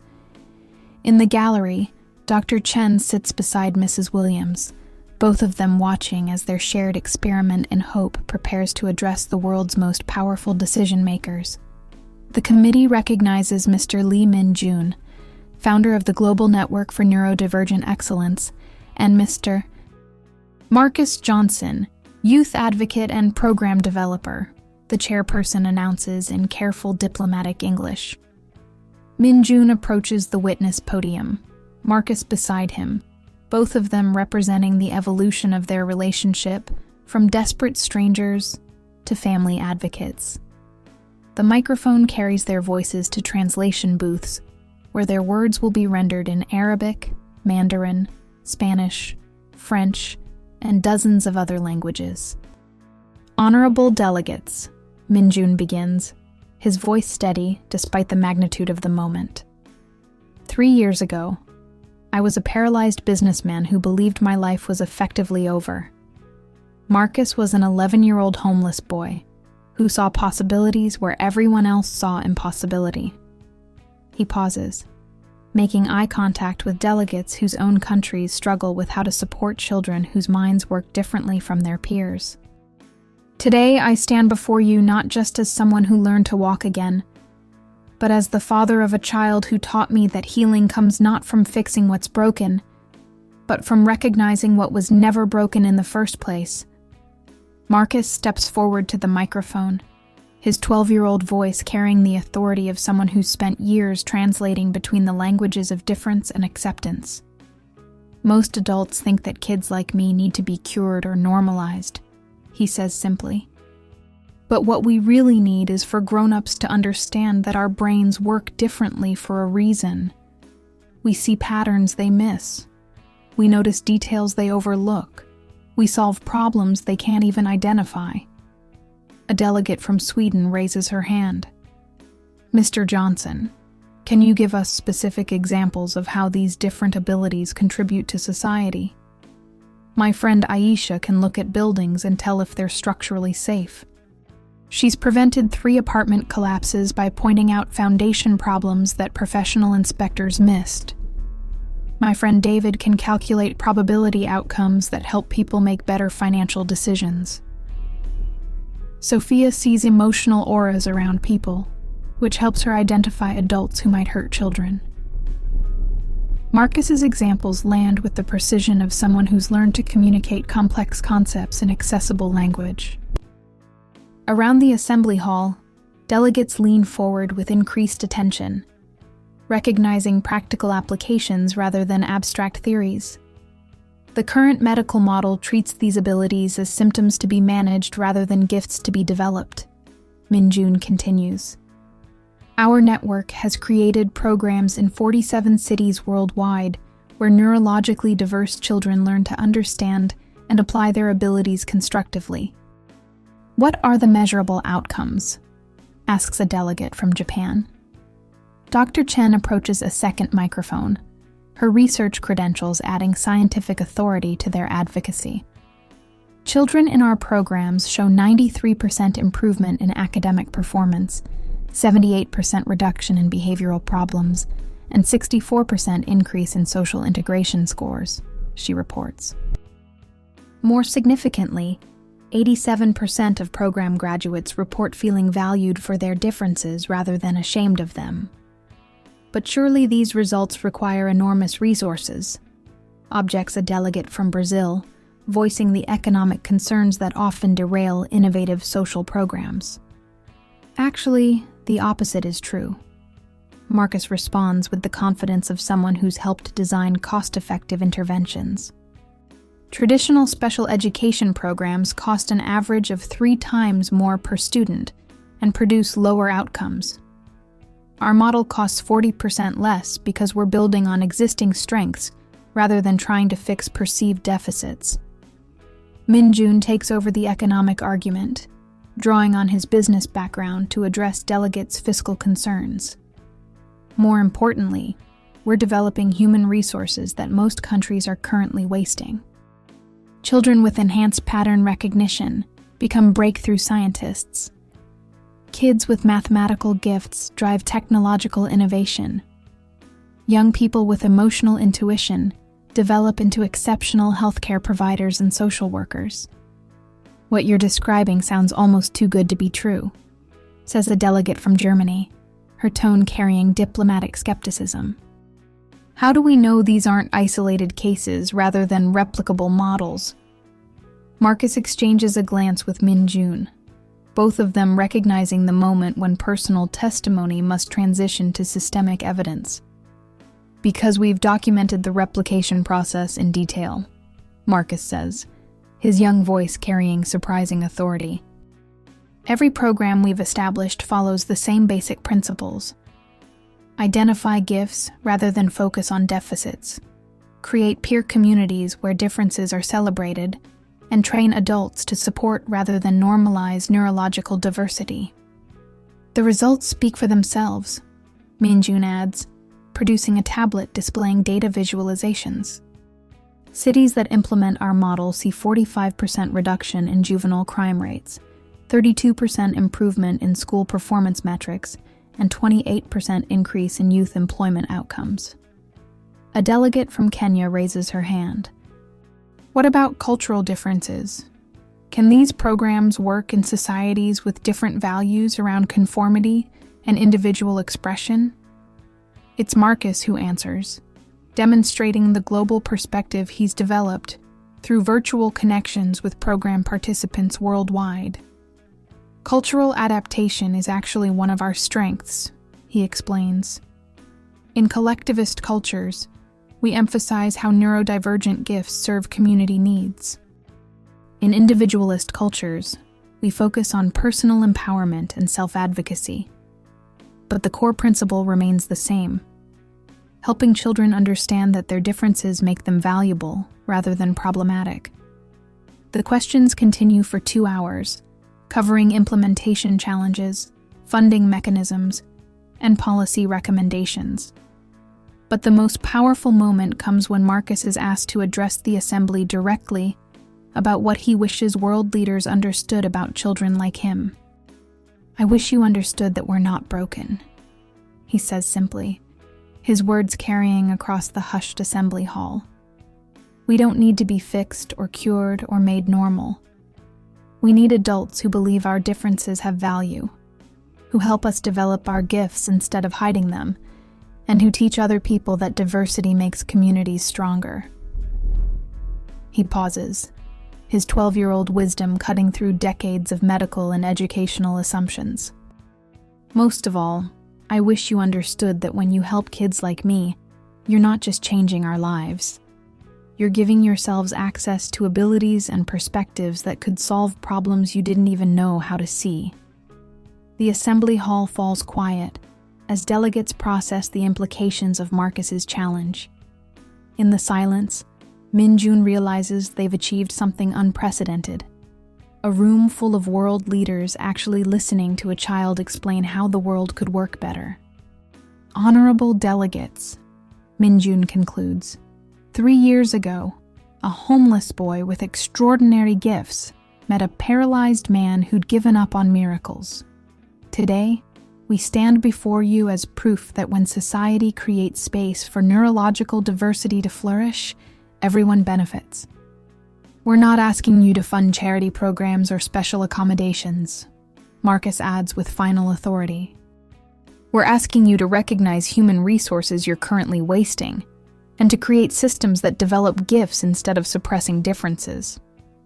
As they leave the podium to sustained applause, Min-jun feels the familiar sense of standing at the beginning of something much larger than their personal story. The delegates will return to their respective countries, carrying not just data and policy recommendations, but the living example of what becomes possible when differences are celebrated rather than pathologized. How do you think it went? Marcus asks as they walk back through the UN corridors toward the exit. I think we just planted seeds in 53 countries, Min-jun replies. Whether they grow depends on how many other people are willing to believe in miracles. They will, Marcus says with quiet certainty. Because miracles aren't really about magic. They're about people choosing to see possibilities instead of problems. Outside the United Nations, New York continues its eternal dance of ambition and survival. 8 million people pursuing their individual dreams of success and happiness. But somewhere in the corridors of international power, delegates are beginning conversations about policy changes that could transform how the world treats its most neurologically gifted children. The man who learned to walk again, and the boy who taught him how, continue their journey together, step by step, testimony by testimony, proving that sometimes the most important battles are won not through conflict, but through the simple act of showing the world what love makes possible.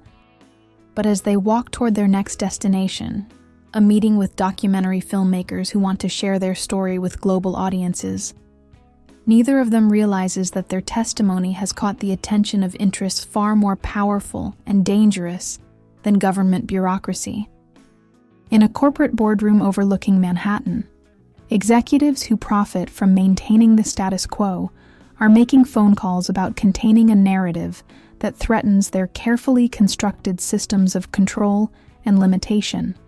The miracle of Marcus and Min-jun has grown beyond personal healing into institutional change, and that makes them targets for people who view hope as a threat to their authority over human potential.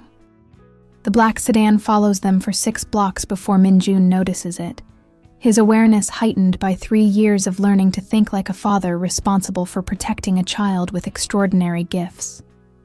Marcus sits beside him in their taxi, absorbed in reviewing notes from their UN testimony, unaware that their growing influence has attracted dangerous attention. Marcus, Min-jun says quietly, his voice carrying the calm authority he's perfected for moments when vigilance must be communicated without causing panic. Do you sense anything unusual about our surroundings? The 12-year-old looks up from his tablet, his gift for pattern recognition immediately focusing on environmental details most people would miss. His expression shifts from casual curiosity to sharp alertness as he processes information that exists below the threshold of normal perception. 3 cars have been maintaining the same distance from us for the past 10 minutes, he says calmly. The occupants are coordinating through communication devices, and their movement patterns suggest professional surveillance rather than coincidental traffic flow. Min-jun's chest tightens with protective fear, but his voice remains steady. Any sense of immediate danger? Not immediate, but escalating. Whatever they want, they're building toward making their move rather than just observing. Marcus sets down his tablet and looks directly at his father. Dad, I think our testimony this morning made some people very uncomfortable. The realization settles over Min-jun like cold water. Their global network has grown from a single community center into an international movement that threatens industries built on pathologizing and medicating neurological differences. Pharmaceutical companies that profit from ADHD medications Educational institutions that receive funding for special needs programs, government agencies that benefit from classifying differences as disabilities, all of them have financial interests in maintaining the current system. What do you see when you look ahead? Minjun asks, trusting Marcus's gift for perceiving possibilities. Marcus closes his eyes for a moment, accessing whatever internal process allows him to identify patterns in potential futures. When he opens them, his expression carries both determination and sadness. Multiple paths, but they all lead to the same choice point, he says quietly. We can retreat, stay quiet, keep our work small and local, and stay safe. Or we can continue growing the movement knowing that powerful people will try to stop us. What happens if we retreat? Thousands of kids like me continue to be misunderstood and mistreated, but we get to live normal lives and nobody tries to hurt us. And if we continue? Marcus's voice becomes very serious. We change the world for children everywhere, but we become targets for people who profit from keeping things the way they are. The taxi turns onto their street, but the black sedan continues following at a distance that suggests professional surveillance training. Minjun makes a decision that feels both inevitable and terrifying. Driver, please take us to the police station instead of our apartment. What? The driver asks in accented English. Change of destination. The 19th precinct on East 67th Street. As they redirect toward police protection, Minjun calls Dr. Chen on his phone. She answers immediately, her voice tense with concern he can hear even before she speaks. Minjun, where are you? I've been getting phone calls from people claiming to be journalists, but the questions they're asking don't sound like journalism. What kind of questions? About Marcus's abilities, about your medical records, about funding sources for the network, but also about your daily routines, your security arrangements, your vulnerabilities. Her voice drops to a whisper. Someone broke into my research lab last night. They didn't take equipment or computers, but they copied files. All the files related to your treatment and Marcus's neurological assessments. Minjun's blood runs cold. Corporate espionage disguised as academic interest, intelligence gathering that goes far beyond competitive research. Dr. Chen, I need you to contact Detective Kim immediately. The woman who helped us with the corruption case. Tell her we may need protective custody. Minjun, what's happening? We rattled the wrong cages with this morning's testimony. People who make money from treating neurological differences as medical problems don't want the world to know there's another way. The police station provides temporary sanctuary, but it also confirms the gravity of their situation. Detective Kim listens to their report, with the grim expression of someone who's seen how corporate interests can turn violent when sufficiently threatened. The pharmaceutical angle alone represents billions of dollars, she explains as they sit in her office reviewing evidence of surveillance and intimidation. ADHD medications, anxiety treatments, antipsychotics prescribed to children. Your network threatens entire market segments. We're not telling people to stop taking medication, Minjun protests. We're just showing them that neurological differences can be gifts instead of pathologies. To you, that's hope. To them, that's lost revenue. Detective Kim pulls up files on her computer showing corporate security firms that specialize in containing threats to business interests. These aren't criminals in the traditional sense. They're professionals who neutralize problems for clients who prefer to remain anonymous. Marcus speaks up from his chair beside Minjun's wheelchair. What kind of neutralization? Detective Kim chooses her words carefully, speaking to a 12-year-old about adult dangers. Usually they start with discrediting, leak embarrassing information, create scandals, make people question your credibility. If that doesn't work, they escalate to harassment, threats, or worse. How do we protect ourselves? Short term, we can provide security details and safe housing. Long term, You need to decide whether continuing this work is worth the risks you're taking. Minjun looks at Marcus, seeing not the homeless boy he found 3 years ago, but the young advocate who's dedicated his life to helping other children embrace their neurological gifts. The choice should be simple. Choose safety over service, personal security over social change. But Marcus meets his eyes with quiet determination. Dad, if we stop now, what happens to all the kids who are still being told they're broken? The question cuts to the heart of everything they've built together. Their network now serves over 3,000 children across 6 countries, providing support and advocacy for neurologically diverse young people who've never had champions before. Retreating to safety means abandoning a mission that's already saving lives and changing systems. Detective Kim, Minjun says quietly, what would we need to continue our work while maintaining reasonable safety? Professional security, secure communications, rotating locations for public appearances, background checks on all staff and volunteers. She pauses, calculating costs and logistics. It would be expensive and restrictive. You'd essentially be living as targets under protection. But it's possible? Possible, yes. Advisable? She shrugs. That depends on how much you value your mission versus your personal safety. Marcus reaches for Minjun's hand, his small fingers providing anchor in the storm of impossible choices. What do you think Jin-ho would tell us to do? The question stops Minjun's breath. Jin-ho, who died trying to expose corporate corruption that endangered innocent families. Jin-ho, who chose truth over safety and paid with his life. But also Jin-ho, who trusted Minjun to protect the people he loved most. I think, Minjun says slowly, Jin-ho would tell us that some things are worth risking everything for, but only if we're smart about how we take those risks. Over the next 3 hours, they develop a security protocol that allows them to continue their advocacy work while minimizing exposure to retaliation. Secure housing in a building with professional security, encrypted communications for all network business, background investigations for anyone with access to their personal information, and media appearances conducted from protected locations. But the most important element of their security plan comes from Marcus himself. I want to train other kids to do what I do, he announces as they finalize arrangements.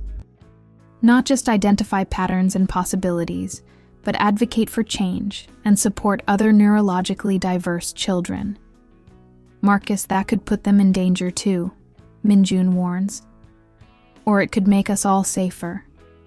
If there are dozens of kids like me speaking out, helping other children, building local networks, they can't silence all of us without exposing themselves. Detective Kim raises an eyebrow. You want to create a movement instead of an organization? Exactly. Movements are harder to kill than leaders. Marcus's 12-year-old voice carries strategic thinking that would impress professional activists.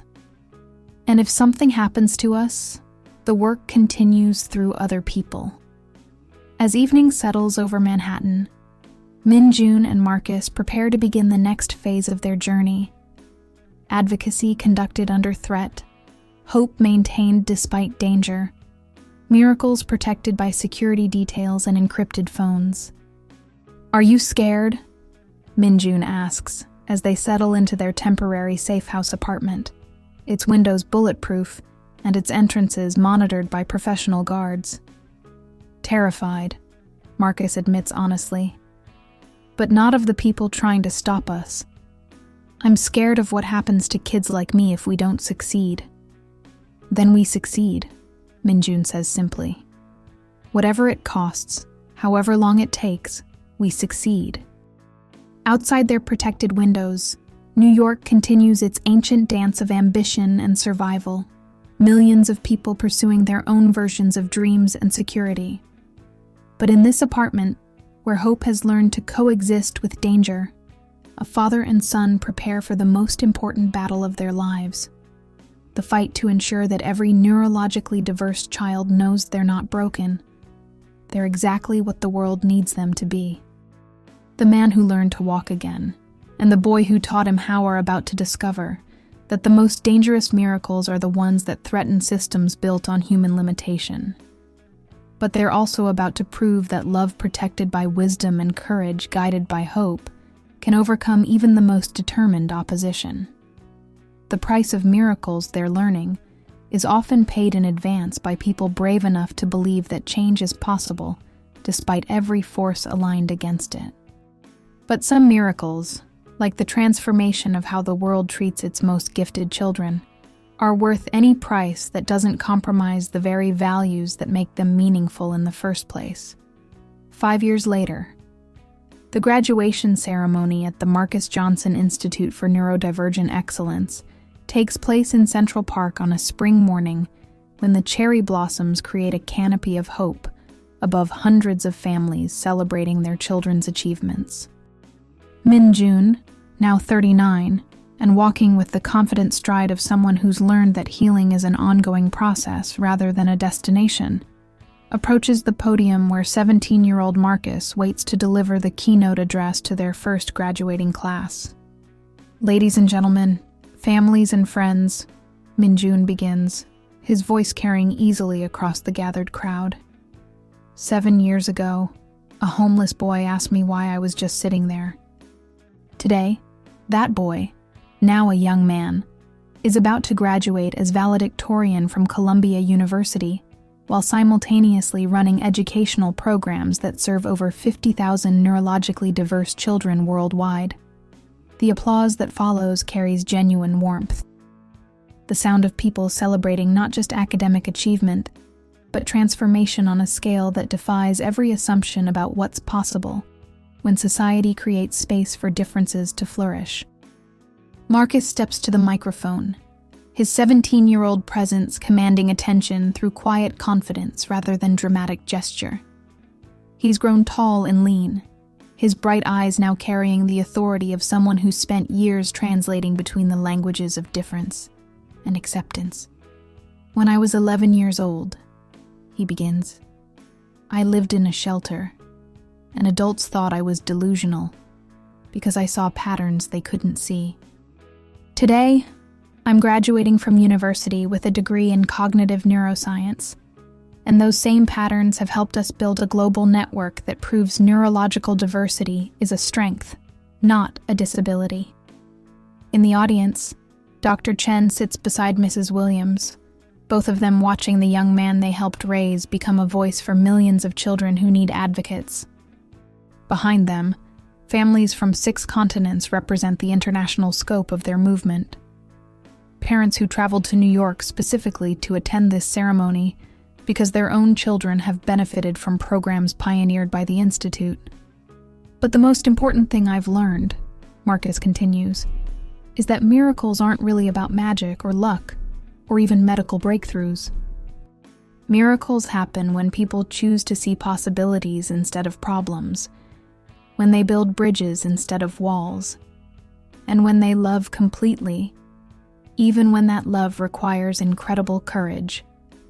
Min-jun watches his son, his chosen son, his greatest miracle, address the crowd with the eloquence of someone who spent 7 years learning how to communicate hope across cultural and linguistic barriers.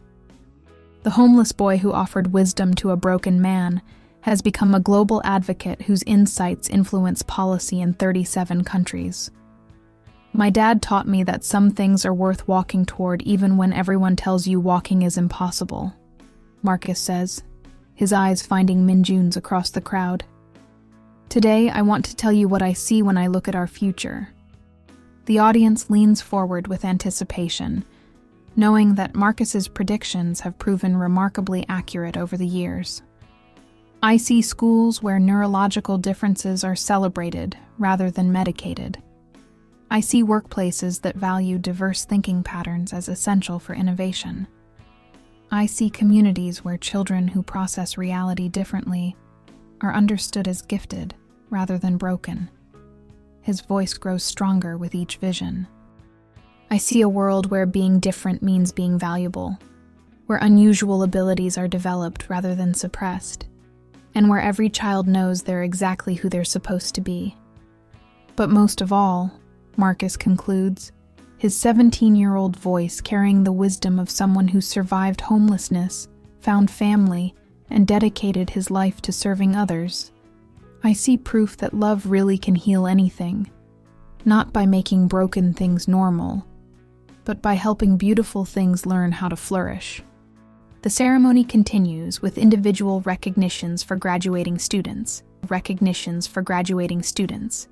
each of them representing victory over systems that would have labeled them as problems rather than celebrating them as solutions. Sophia Chen, now 13, has developed art therapy techniques that help trauma survivors process emotions through color and form. Carlos Rodriguez, 15, has created time management systems for other children who experience temporal processing differently. Aisha Washington, 18, is beginning university studies in structural engineering while working as a consultant for building safety inspections. Each graduate represents proof that when neurological differences are supported rather than suppressed, extraordinary contributions become possible. As the ceremony concludes and families gather for celebration meals in the park, Minjun finds himself standing beside the memorial bench they installed for Jin Ho, a simple granite seat inscribed with the words, "For those who see truth and choose courage." Marcus joins him there, both of them reflecting on the journey that brought them from a rainy street corner to this moment of institutional recognition and global impact. "Do you think he would be proud?" Marcus asks, gesturing toward the inscription. "I think he would be amazed," Minjun replies honestly. "Not just at what we've accomplished, but at how we've accomplished it. Through love instead of revenge, through building instead of destroying, through including instead of excluding. Even the people who tried to stop us?" Minjun smiles, thinking about the pharmaceutical executives who eventually became supporters when they realized that supporting neurological diversity didn't threaten their businesses. It expanded their understanding of human potential. Especially them. Change is more powerful when it comes through conversion rather than conquest. The afternoon sun filters through the park's canopy, casting dancing shadows on the memorial bench, where two lives were forever changed by a moment of desperate hope meeting determined love. Around them, graduates and families continue their celebrations, but this quiet corner has become sacred, a place where the past and future converge in the eternal present of lives transformed. "What happens next?" Marcus asks, his question carrying the weight of someone who spent 17 years being right about the future, but still wonders about possibilities he can't yet see. "Next, you change the world," Minjun says simply.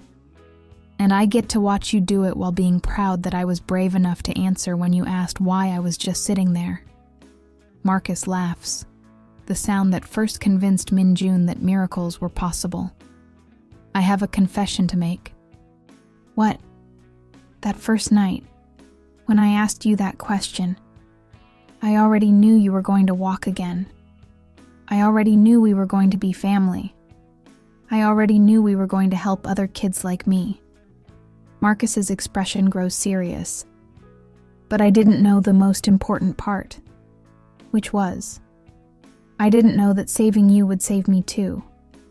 I thought I was rescuing a broken man from despair.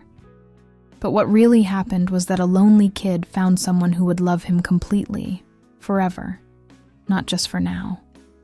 The words hang in the spring air like benediction. A summary of 7 years that transformed two strangers into a family, two broken lives into a force for global healing, two people who had given up on hope into living proof that some miracles are worth waiting for. As the sun begins to set over Central Park, painting the sky in shades of possibility and promise, Minjun and Marcus walk toward their next destination, a television interview where they'll share their story with audiences who need to hear that hope is always possible. that families can be chosen as well as inherited, and that the most impossible transformations often begin with the simplest question: why are you just sitting there? The man who learned to walk again, and the boy who taught him Mao. How continue their journey together, step by step, vision by vision, proving daily that love protected by wisdom and courage guided by hope can overcome any limitation that others try to impose on human potential. Behind them, the memorial bench catches the last rays of sunlight, its inscription glowing like a promise. For those who see truth and choose courage. Some truths are worth walking toward. Some courage is worth the risk. And some love is worth believing in, even when everyone else calls it impossible. Forever, not just for now. Sometimes the most dangerous thing you can do is ask a simple question. Sometimes the bravest thing you can do is answer it. And sometimes, the most miraculous thing that can happen is discovering that broken doesn't mean worthless, different doesn't mean defective, and love really can heal anything when it's given freely, completely, and without condition. In a world that often sees limitations instead of possibilities, the story of Minjun and Marcus reminds us that hope is not naive optimism. It's the radical belief that tomorrow can be better than yesterday, that differences make us stronger rather than weaker, and that every person deserves to be seen, valued, and loved exactly as they are. The boy who offered hope to a broken man became the son who proved that some miracles are worth walking toward, no matter how impossible the journey seems. Their story continues in every child who discovers they're not broken, every family that chooses love over convenience, and every person who believes that the most beautiful transformations often begin with someone brave enough to ask, "Why are you just sitting there?" Some questions change everything. Some answers save lives. And sometimes, the most important miracles happen when we stop waiting for someone else to create the love we need and start creating it ourselves, one choice, one step, one act of hope at a time. Forever,